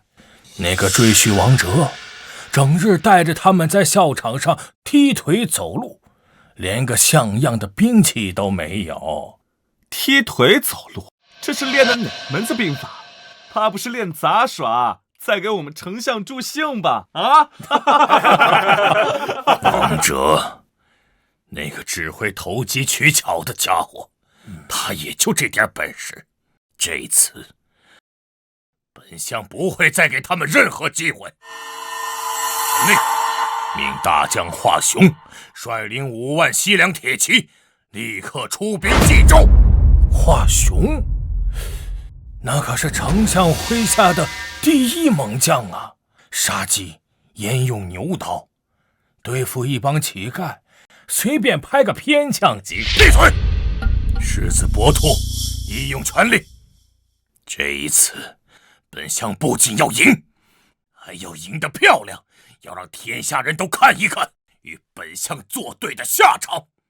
告诉华雄，不需要攻城，直接在城外叫阵。只要战无双敢出来，就用那铁骑把那群乞丐通通踏成肉泥。我要让冀州城外血流成河。报告主公，大事不好！萧派大将华雄率领西凉5万铁骑已杀到冀州城下。华雄，那可是号称人屠的猛将啊！他手下的5万铁骑，可是精锐中的精锐。华雄有我不在猛之下，若是一战，我们恐怕要吃亏。 5万铁骑，我们虽然有几万新兵，但是训练时日尚少，若是硬碰硬，主公，华雄的5万西凉铁骑可是以冲锋陷阵闻名，尤其是在这冀州平原之上，可以说是所向披靡。我军新兵虽多，若出城野战，无异于以卵击石。军师言之有理。是啊，新兵没见过血，一旦被骑兵冲散，必然溃败。属下建议，还是据城死守，以滚石雷木挫敌军锐气，待其疲惫，再反击不迟。又来这套，这帮古人是不是除了守城就不会别的了？华雄带的是骑兵，机动性强的一批，你守城，人家就围而不攻，断你水源，烧你粮草，或者绕过冀州去打别的县城，到时候你哭都来不及。荒谬，简直是迂腐至极。主公，如风啊如风，你怎会如此糊涂啊？那华雄他5万铁骑若围而不攻，先断我水源，再焚我粮草啊，甚至绕着冀州去打旁边的县郡，岂不是断了我们的后路？届时冀州便是一座孤城，你我就变成了待宰的羔羊。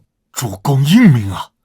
属下思虑不周，差点误了大事。可是主公，若不能出城迎战，又不能死守，这该如何是好啊？那华雄的西凉铁骑可是号称平原无敌啊！哟，这老头今天脑子转得挺快的，居然能想到这招。不过估计也就想到这儿了。对，没文化真可怕。对付骑兵最好的办法不是躲，而是引。引？怎么引？华雄这人虽然猛，但脑子不好使。典型的有勇无谋，最容易上手。只要派队人马去诈败，稍微演一下，就得嗷嗷叫他追上来。华雄此人，老夫早有耳闻，虽是勇武，但性暴躁，或许可以利用他这一点。性格暴躁，主公是想用激将法？激将法有个屁用，人家又不傻，得用地形杀。冀州城外实力有个葫芦谷，那地方是天然的伏击圈，口窄内宽，地形狭窄，只要把它引进去，即便就成了葫芦靶子，跑都跑不出来。葫芦谷？对呀，老夫怎么把这个地方给忘了？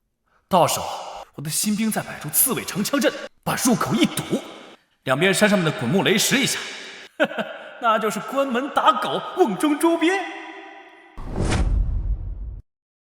那就是关门打狗，瓮中捉鳖。好一个瓮中捉鳖，这就是为华雄量身定做的坟墓。有了，主公有何妙计？守什么守？那是缩头乌龟。老夫要给他来一个诱敌深入，关门打狗。看到没？这个地方名为葫芦谷，地形狭长，正如一只葫芦。华雄的骑兵只要到了这里，其骑兵优势荡然无存。妙啊，主公英明。葫芦谷地形险要，确实是伏击的绝佳之地。只是这诱敌之人至关重要。主公，末将愿往。某与那华雄交过手，有把握将他引诱至此。主公，末将愿往。主公，末将愿往。好。这诱敌深入其实一点都不危险，只要骑匹快马，远远的骂下去，装出一副怂样，华雄的屡次大狂肯定上钩。这可是白捡的功夫，只要把华雄引出去，这就是首功。都别争了！如此危险的任务，放着我来！放着我来！这赘婿是不是疯了？那可是华雄杀人不眨眼的魔头。就他，平时连杀鸡都不敢，还去诱敌，他不是刚出城门就被吓尿裤子了吧？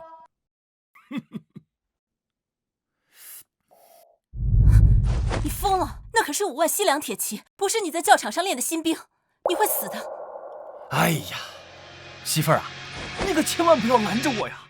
为了战家，为了岳父的大业，我在所不辞。俗话说，我不入地狱，谁入地狱？我一定能行。傻媳妇儿，你懂个屁呀！这叫富贵险中求。而且我有高桥马鞍和马镫，跑起来比兔子都快。华雄那种骑光背马的土鳖能追上我？吃灰去吧！这混蛋平时贪生怕死，关键时刻竟然为了战家如此豁得出去，难道我一直错怪他了？原来贤婿是有恃无恐啊！高桥马鞍配马镫，跑得确实快。既然他这么有把握，那就成全他。好。贤婿有此胆色，老夫甚慰。主公，三思啊！不必多言，老夫相信贤婿。王者听令。末将在。立刻带5000新兵前去诱敌，只许败不许胜。注意，要败得像一点。岳父放心，论打仗我不行，但论逃跑。论诈败，我可是认真的。稳了，这波稳了，首功到手，纳妾指日可待。王者，你要是敢死在外面，我就给你守寡一辈子。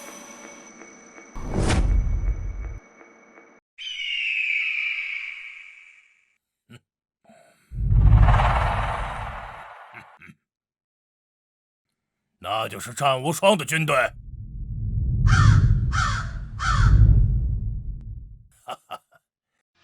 派了一群叫花子来送死。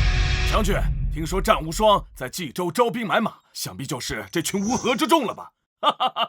战无双这是越活越回去了，竟然派个小白脸带这群叫花子来送死。秦感军，回家喝奶去吧。就是那个对面那个骑黑马的傻大个。什么？你敢叫我？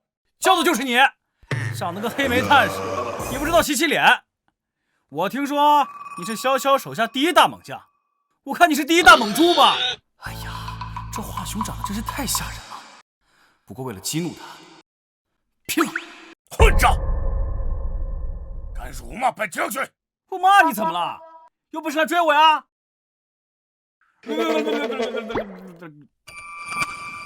将军，此人太嚣张了，我将要去斩了他。不，本将军要亲自将他剁成肉泥。全军出府，踏平这群乞丐，将这群乞丐踏成肉泥。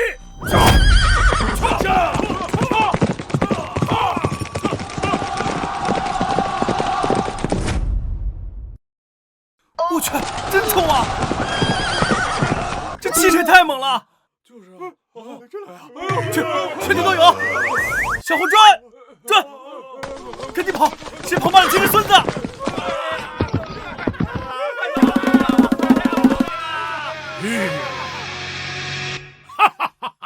跑了！果然是一群废物啊！将军，他们连军旗都扔了，这真的是被吓破胆了。杀！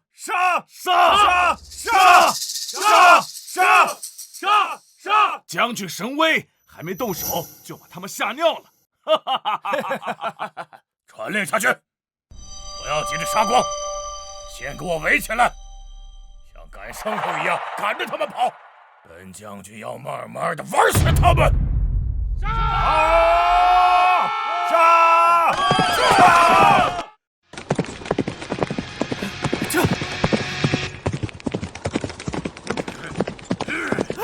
妈呀！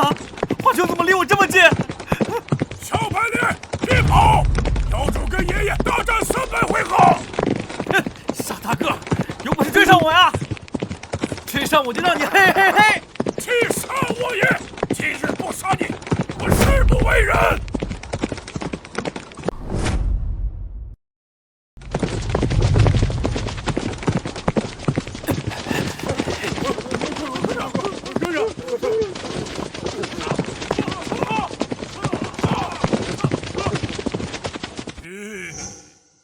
好，将军，前方道路狭窄，恐有伏兵。伏个屁！一群乞丐，能有什么伏兵？没看到他撒尿裤子了吗？那个小白脸就在前面，给我冲！冲！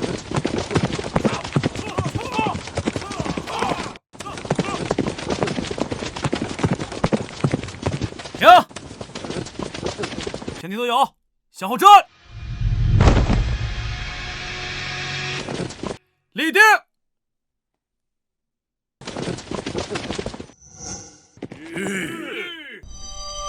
怎么回事？列阵！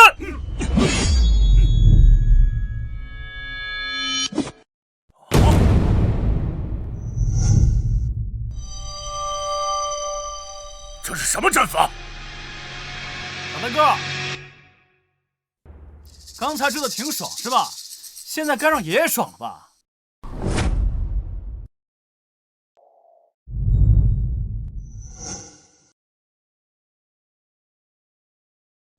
姑爷真是神机妙算，竟然真的把华雄引荐而来了。而且，这长枪阵绝对是骑兵的克星。夫君也就这点小聪明了，不过干得漂亮。一群乞丐在这装神弄鬼，给我死！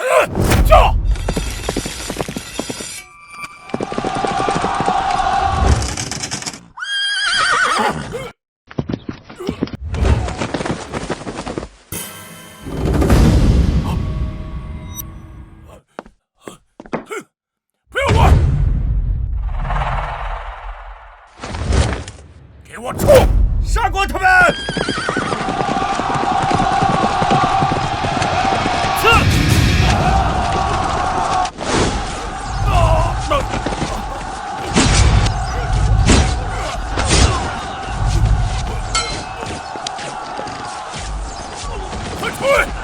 快退！这是刺猬！快退！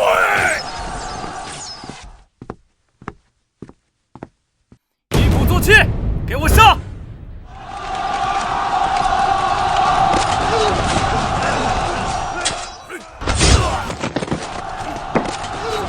一些小人，有种跟爷爷单挑！兄弟们，捅他！捅他！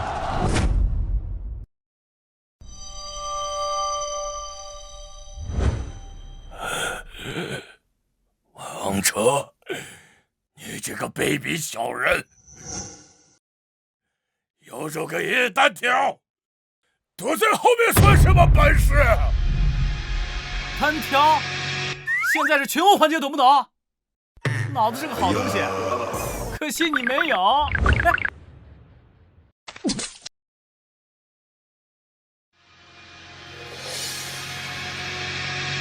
我要杀了你！华雄休狂！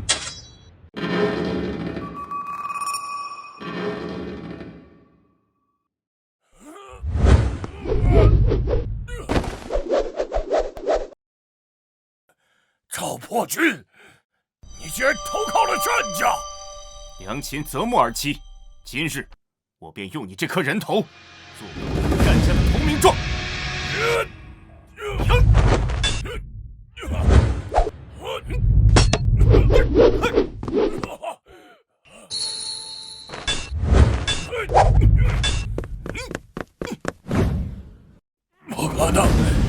是人屠，我是无敌的。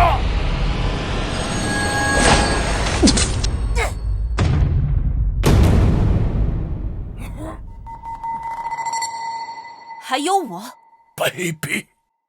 战场上只分生死，何来卑鄙？我不甘心，我是人屠，我是无敌的。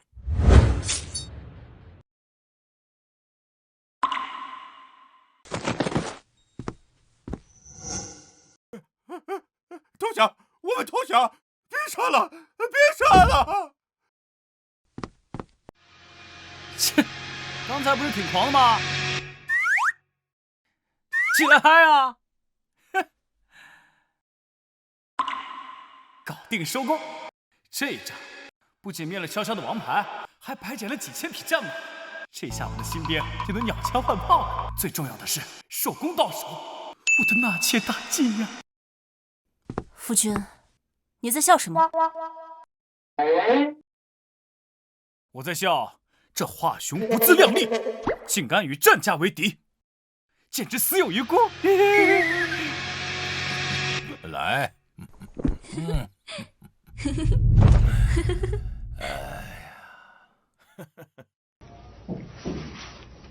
这算算日子，华雄也该回来了吧？丞相英明，华将军神勇无敌，我西凉铁骑更是天下无双。对付一帮连鞋都穿不齐的流民，还不是手到擒来呀？咱们就等着华将军的好消息吧。提前恭贺丞相大捷！来，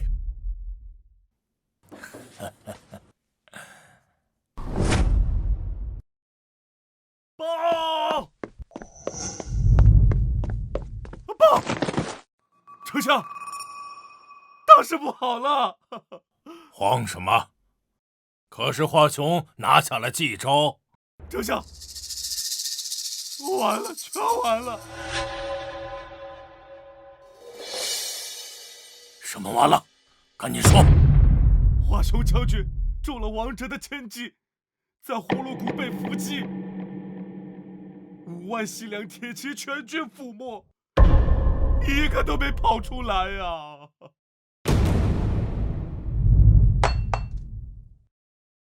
你说什么？5万铁骑全没了？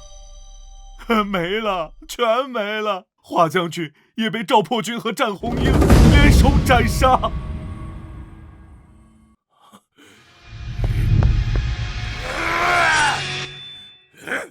废物！废物！废物！丞相，丞相！5万精锐，那是本相的家底呀，都没了！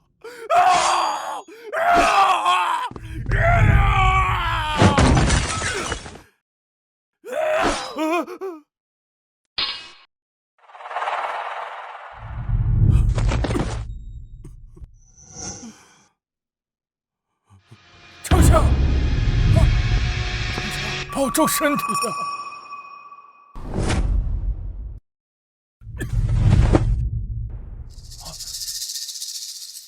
！5万精锐都没了，还保重什么？现在战无双势大，手里又有几万新兵和几千战马，此刻杀回凉州或直逼京城，我们拿什么打？事已至此，唯有一计可破局。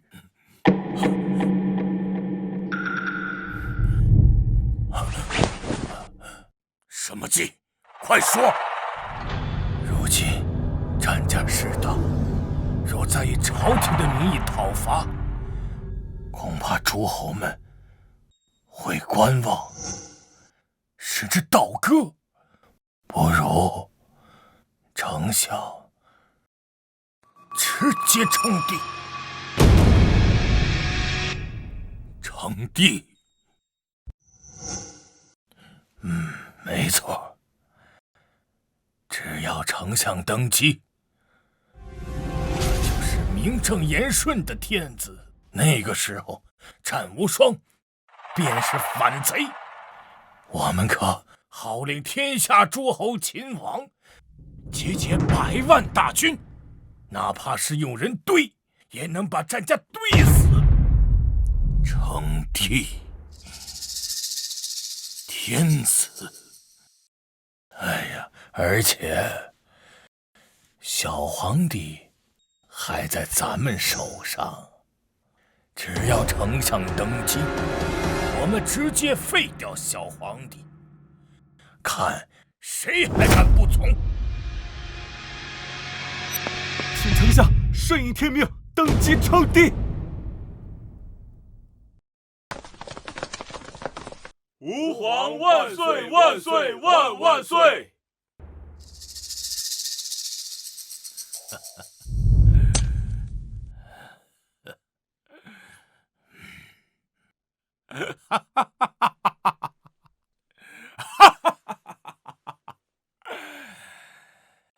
好，既然大前气数已尽，本相就顺应天意，取而代之。传令下去，明日登基，昭告天下，改国号为萧。朕要率领100万大军，御驾亲征，把战无双和王哲剁成肉泥。哈哈哈哈哈哈！诸位，让我们一起敬我的好贤婿一杯。有了他的身先士卒，才有我们今天胜得那么的痛快。来，敬姑爷，敬姑爷。低调低调，都是岳父指挥有方。哎，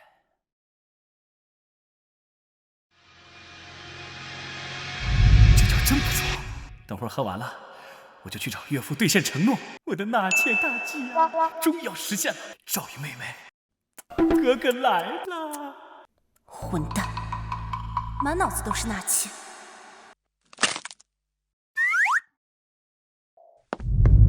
报！大事不好！何事惊慌？军中传来消息，萧称帝了！什么？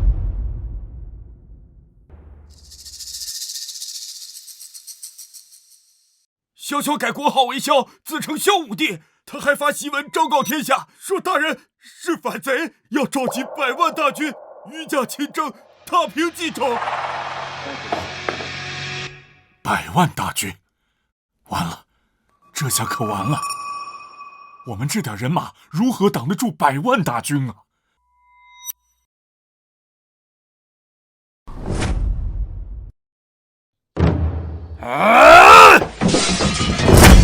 小老贼，我一定要杀了你！剧本不对啊，萧怎么提前称帝了？这老东西是被气疯了吧？100万大军这怎么打？不行，冀州不能待了，得跑，得赶紧跑！贤婿说的对呀，冀州守不住了，可是又能跑去哪儿啊？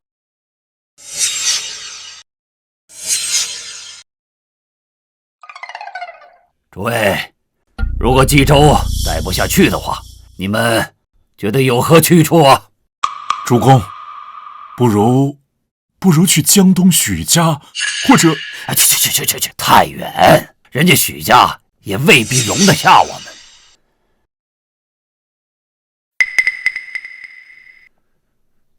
哎，贤婿啊，如果换个地方待，你觉得咱们去哪儿好啊？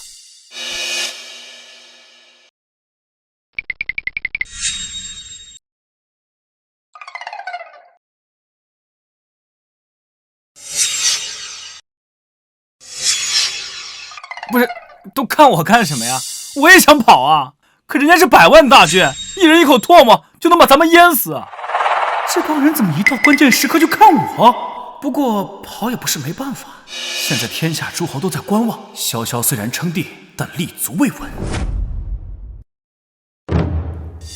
我觉得我们要不要先收拾收拾细软，找一个山清水秀的地方，或者山沟沟躲一躲啊？既然要跑，就得跑个有前途的地方。如果我们能打出一面奉旨讨贼的大旗，号召天下诸侯秦王，说不定还有一线生机。只要有了大义名分，我们就是正义之士。哈哈哈哈哈！奉旨讨贼，正义之士，妙啊！夫君又想什么歪主意？没有，绝对没有。我在想哪里易守难攻，哪里粮草充足。其实我在想哪里美女多。听说益州那地方山清水秀，妹子都水灵得很，而且益州是天府之国，易守难攻。只要把剑阁一堵，萧萧就是有1000万大军也飞不过来。咱们去那儿当个土皇帝，岂不美哉？好啊，都要逃命了，还想着看美女？王者，你给我等着！益州剑阁，一夫当关，万夫莫开。贤婿这战略眼光简直是神了呀！好，传令下去，全军准备，放弃冀州，转战益州。我们要去那里建设新的基业，再与小贼决一死战。是。益州，这老头是不是也想去看美女了？果然英雄所见略同。夫君，既然要去益州，那你可一定得好好带路啊！这要是走错了……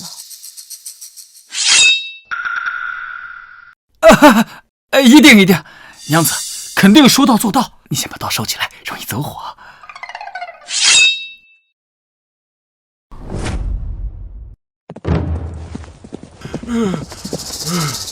走不动了。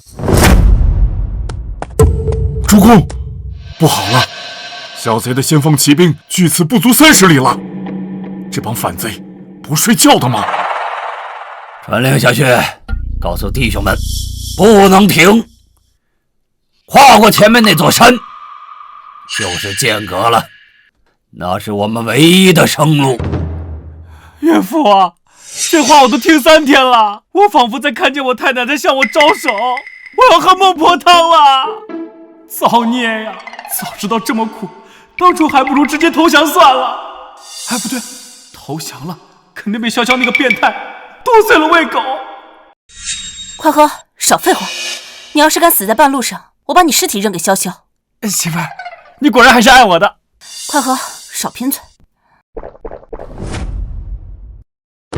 公爵，跳！到了，我们到了。剑阁就在前面。太好了，出发！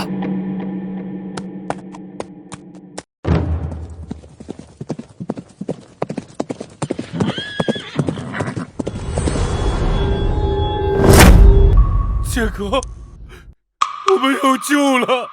到了，我们终于到益州了。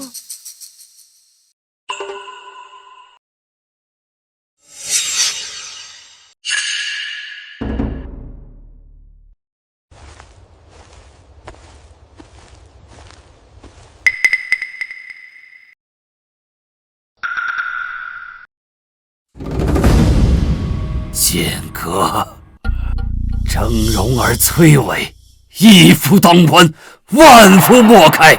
鲜血长不起我，有此重关在手，小贼他就是有100万大军，也绝无可能踏入益州半步。终于到了，只要进了这个乌龟壳，把门一关，潇潇就是在外面叫破喉咙也没用，终于可以躺平睡个好觉了。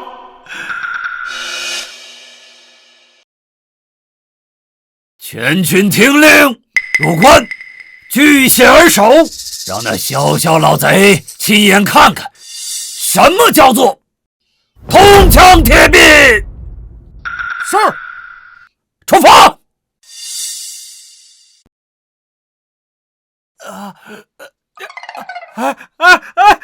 慢点，我的脚！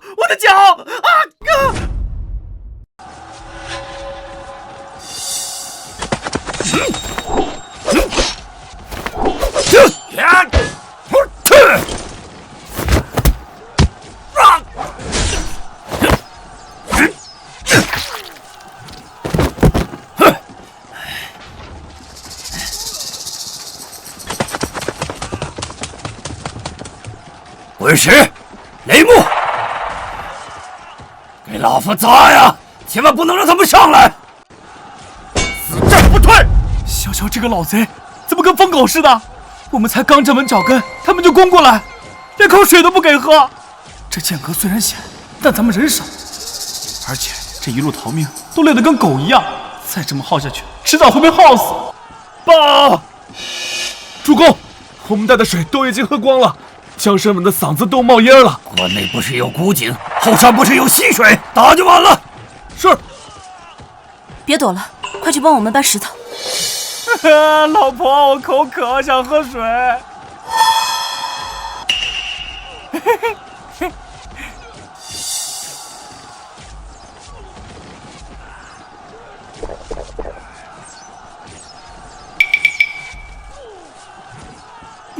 活过来了，水真甜。等等，水？我总把这茬给忘了。这老阴逼发现硬攻不行，就派人绕到后山截断溪流，再往关内那个古井里投个剧毒。要是水源真被切断，咱们这几万人不出，3天就变成人干了。报！陛下，剑阁地势太险，战无双据险而守，滚石雷木如雨下，我军先锋迎冲了3次，死伤惨重啊！剑阁要是不险，朕还需要带100万大军来吗？退下吧，自己去领30军棍。谢陛下，不差之恩。陛下，若是强攻，恐怕伤亡太大。况且现在战家军士气正旺，士气，那是他们还没见过真正的绝望。赵姐，你看这剑阁的地形，2山夹1谷，确实易守难攻，但它有个致命的弱点，缺水。缺水，关内的水源全靠里面的一口古井，山顶融化的溪流。传令下去，派死士绕到后山，把山顶的溪流给朕截断，再往那口古井里投毒。陛下，投毒，那可是绝户之计呀！成大事者不拘小节，朕要让他们没水喝，没饭吃，朕要让他们绝望而死。遵旨。断水投毒，这小贼竟然如此歹毒！好狠的绝户计！若非夫君提醒，我们恐怕死都不知道怎么死的。哎，慢着！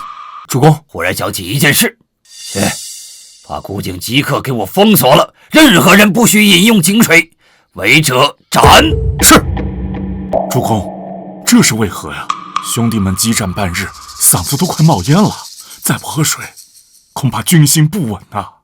糊涂啊！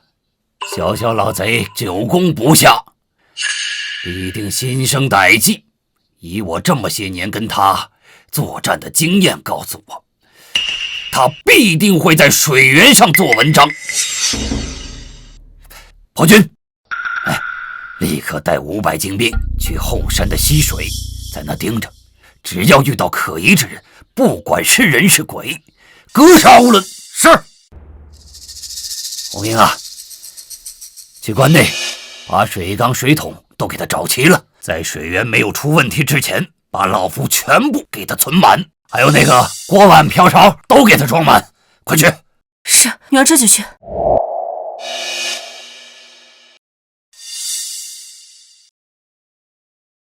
这老头怎么反应这么快啊？不对劲儿啊！哎，算了，只要能找到水源，能苟一阵就试一阵吧。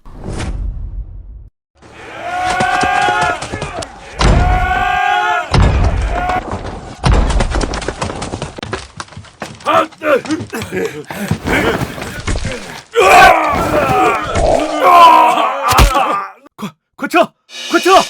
这根本攻不上去！快撤！快！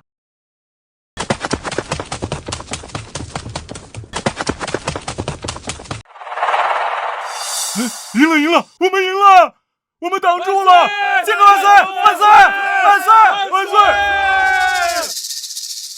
主公，萧贼虽然退了，但100万大军压境，只是试探，真正的恶战还在后面。传令下去，抓紧时间休整。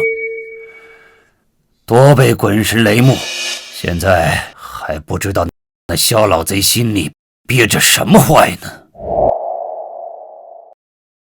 走，公爵，幸不辱命。末将带人在后山的水源处埋伏，果然抓到几个鬼鬼祟祟的人。这个罐子里全是剧毒，他们正准备往溪流里倒。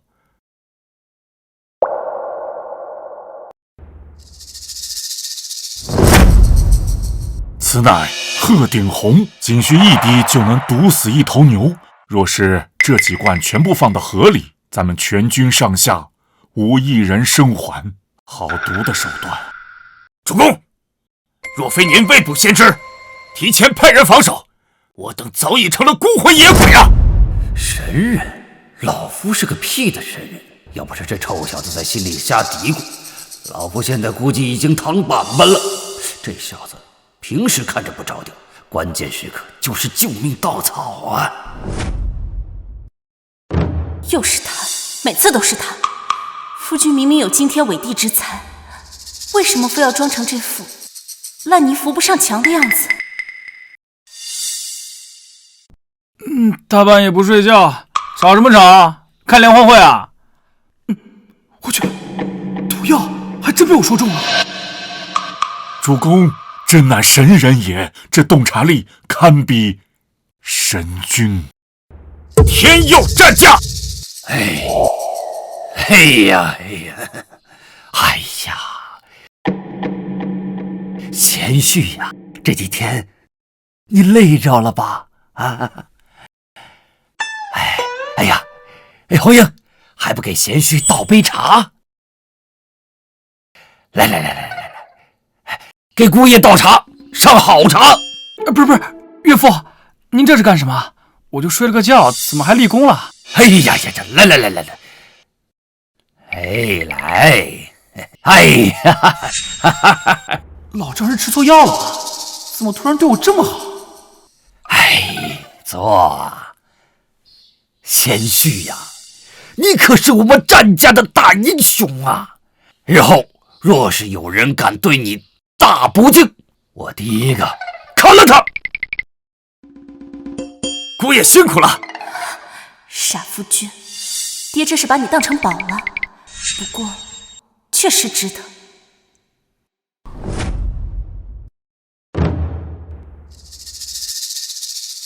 启禀陛下，此事全军覆没，战无双提前在后山水源处设伏，我们的计划失败了。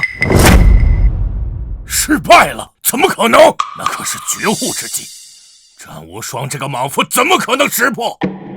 陛下息怒，战无双自从招了王哲这个赘婿之后，就像变了个人似的，不仅用兵如神，就连这种计谋也能提前预判。王哲！又是王哲！这个只会吃软饭的废物，难道真的是朕的克星？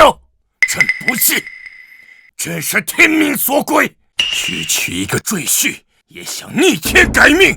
陛下，如今战家已经有所防备，投毒已经不行了，而且剑阁的地形险峻，若是强攻，恐怕伤亡太大。不能强攻，那就智取。战无双虽然防住了投毒，但他防不住天威。传令下去，把朕从西域重金购得的猛火油全部运上来，还有那些巨型投石机。陛下，猛火油威力太大，一旦点燃，水都浇不灭。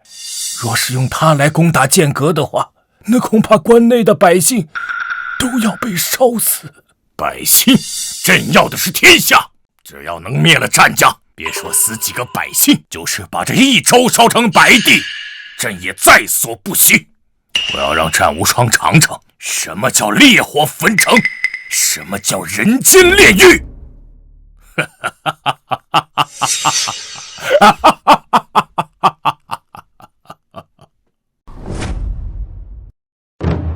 这小贼毒计不成，他必不会善罢甘休。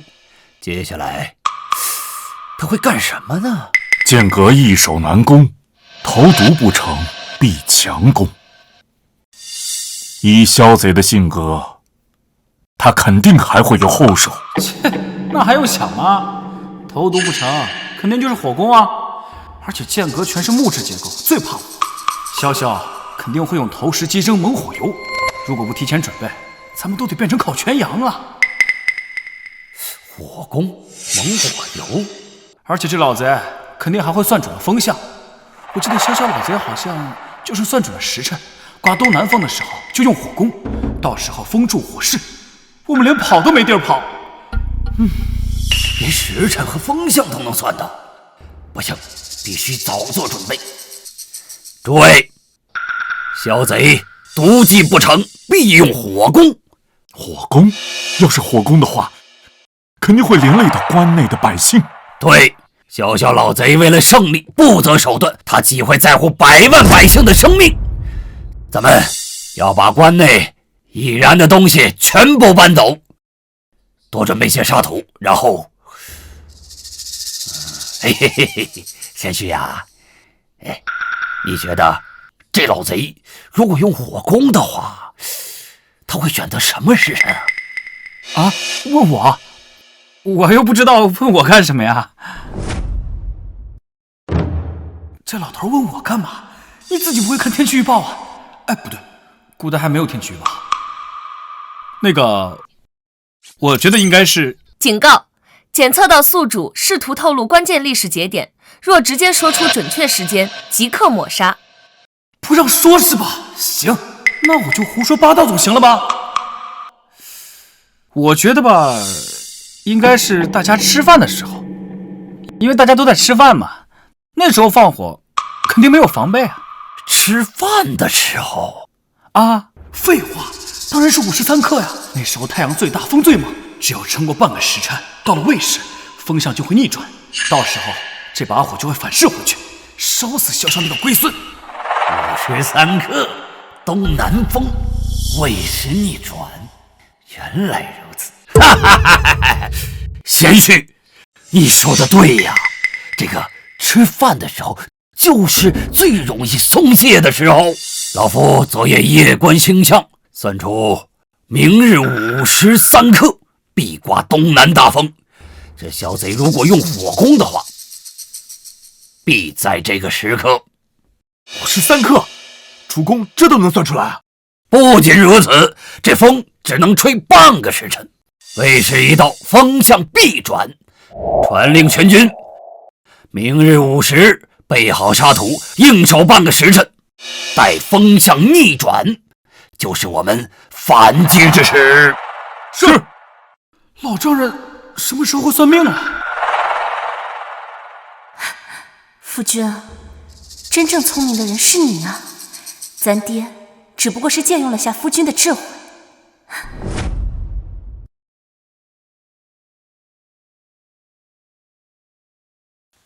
风来了，天助我也！陛下，乃是真天子啊，连老天都在帮助我们啊！战无双，你的死期到了，把投石机推上来。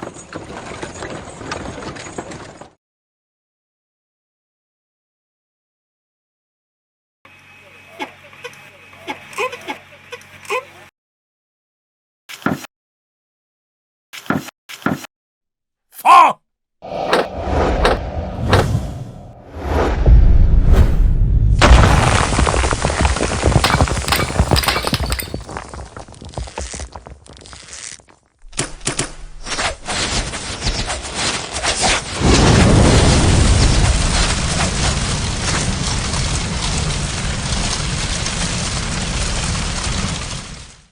不要乱，用沙土把火盖住，快搬沙袋！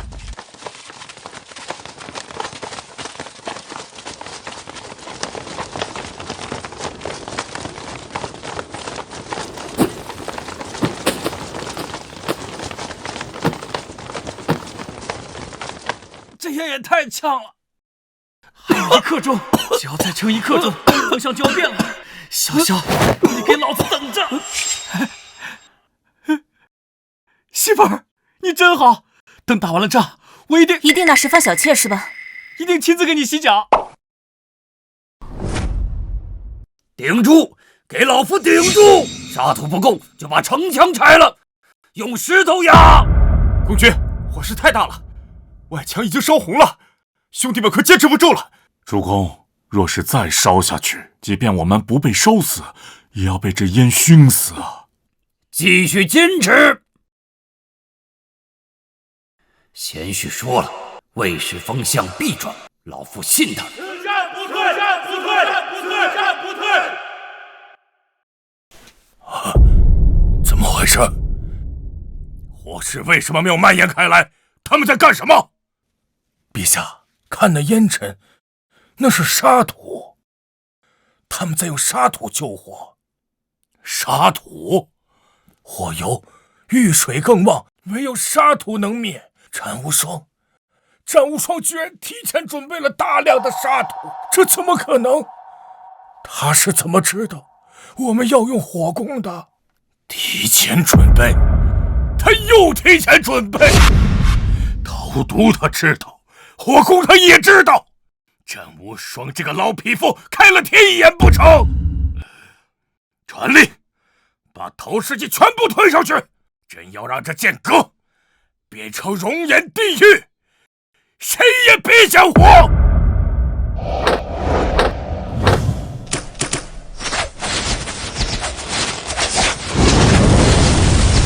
完了，沙袋也没了，到处全是火。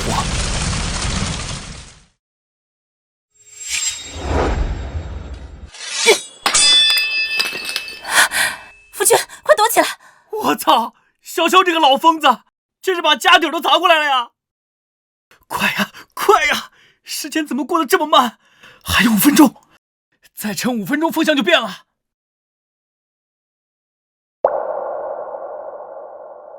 哎，不对，风向变了，为时已到。这怎么可能？风向怎么变了？陛下，是西北风，火又烧回来了。护驾，你们快来护驾！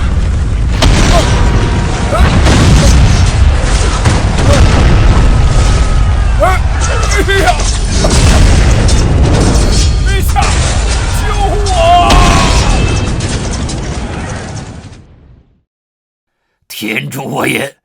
天助我也！岳父，趁他病要他命，此事不成，更待何时？全军听令，开棺反击，把小贼给我拿下！杀！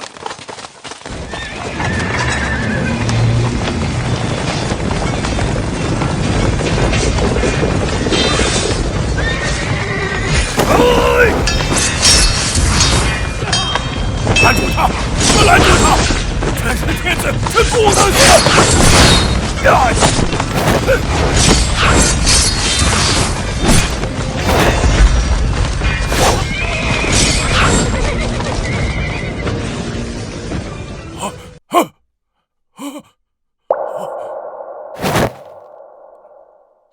小老贼哪里跑？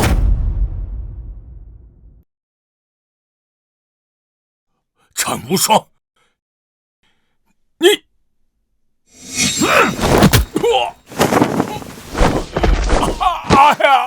你也配称天子？你不过是个乱臣贼子！战无双，你赢了，但这天下终究不是你的。你输了。小贼已擒，降者不杀。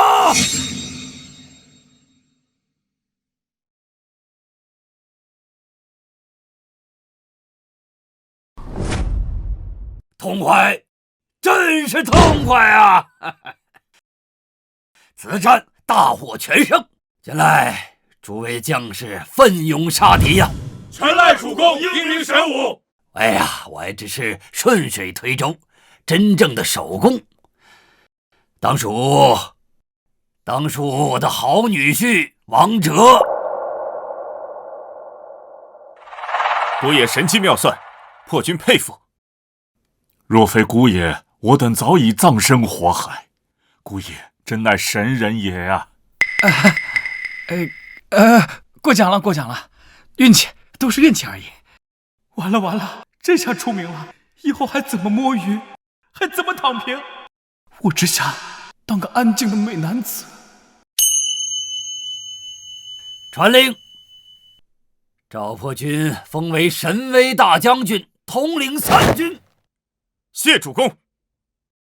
李如风封为军事祭酒，掌管军务，其他将领皆有封赏。谢主公，谢主公。至于贤婿呀，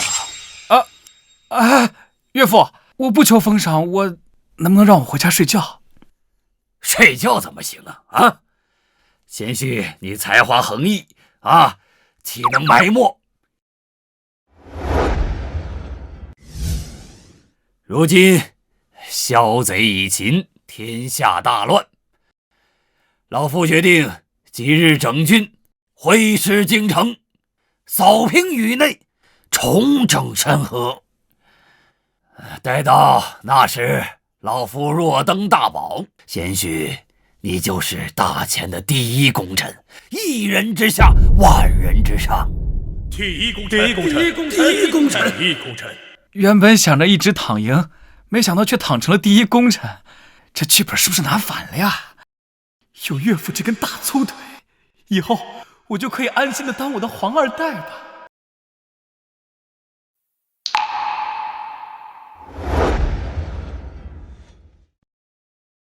以后只能纳一个妾。遵命，老婆大人。出发，目标京城。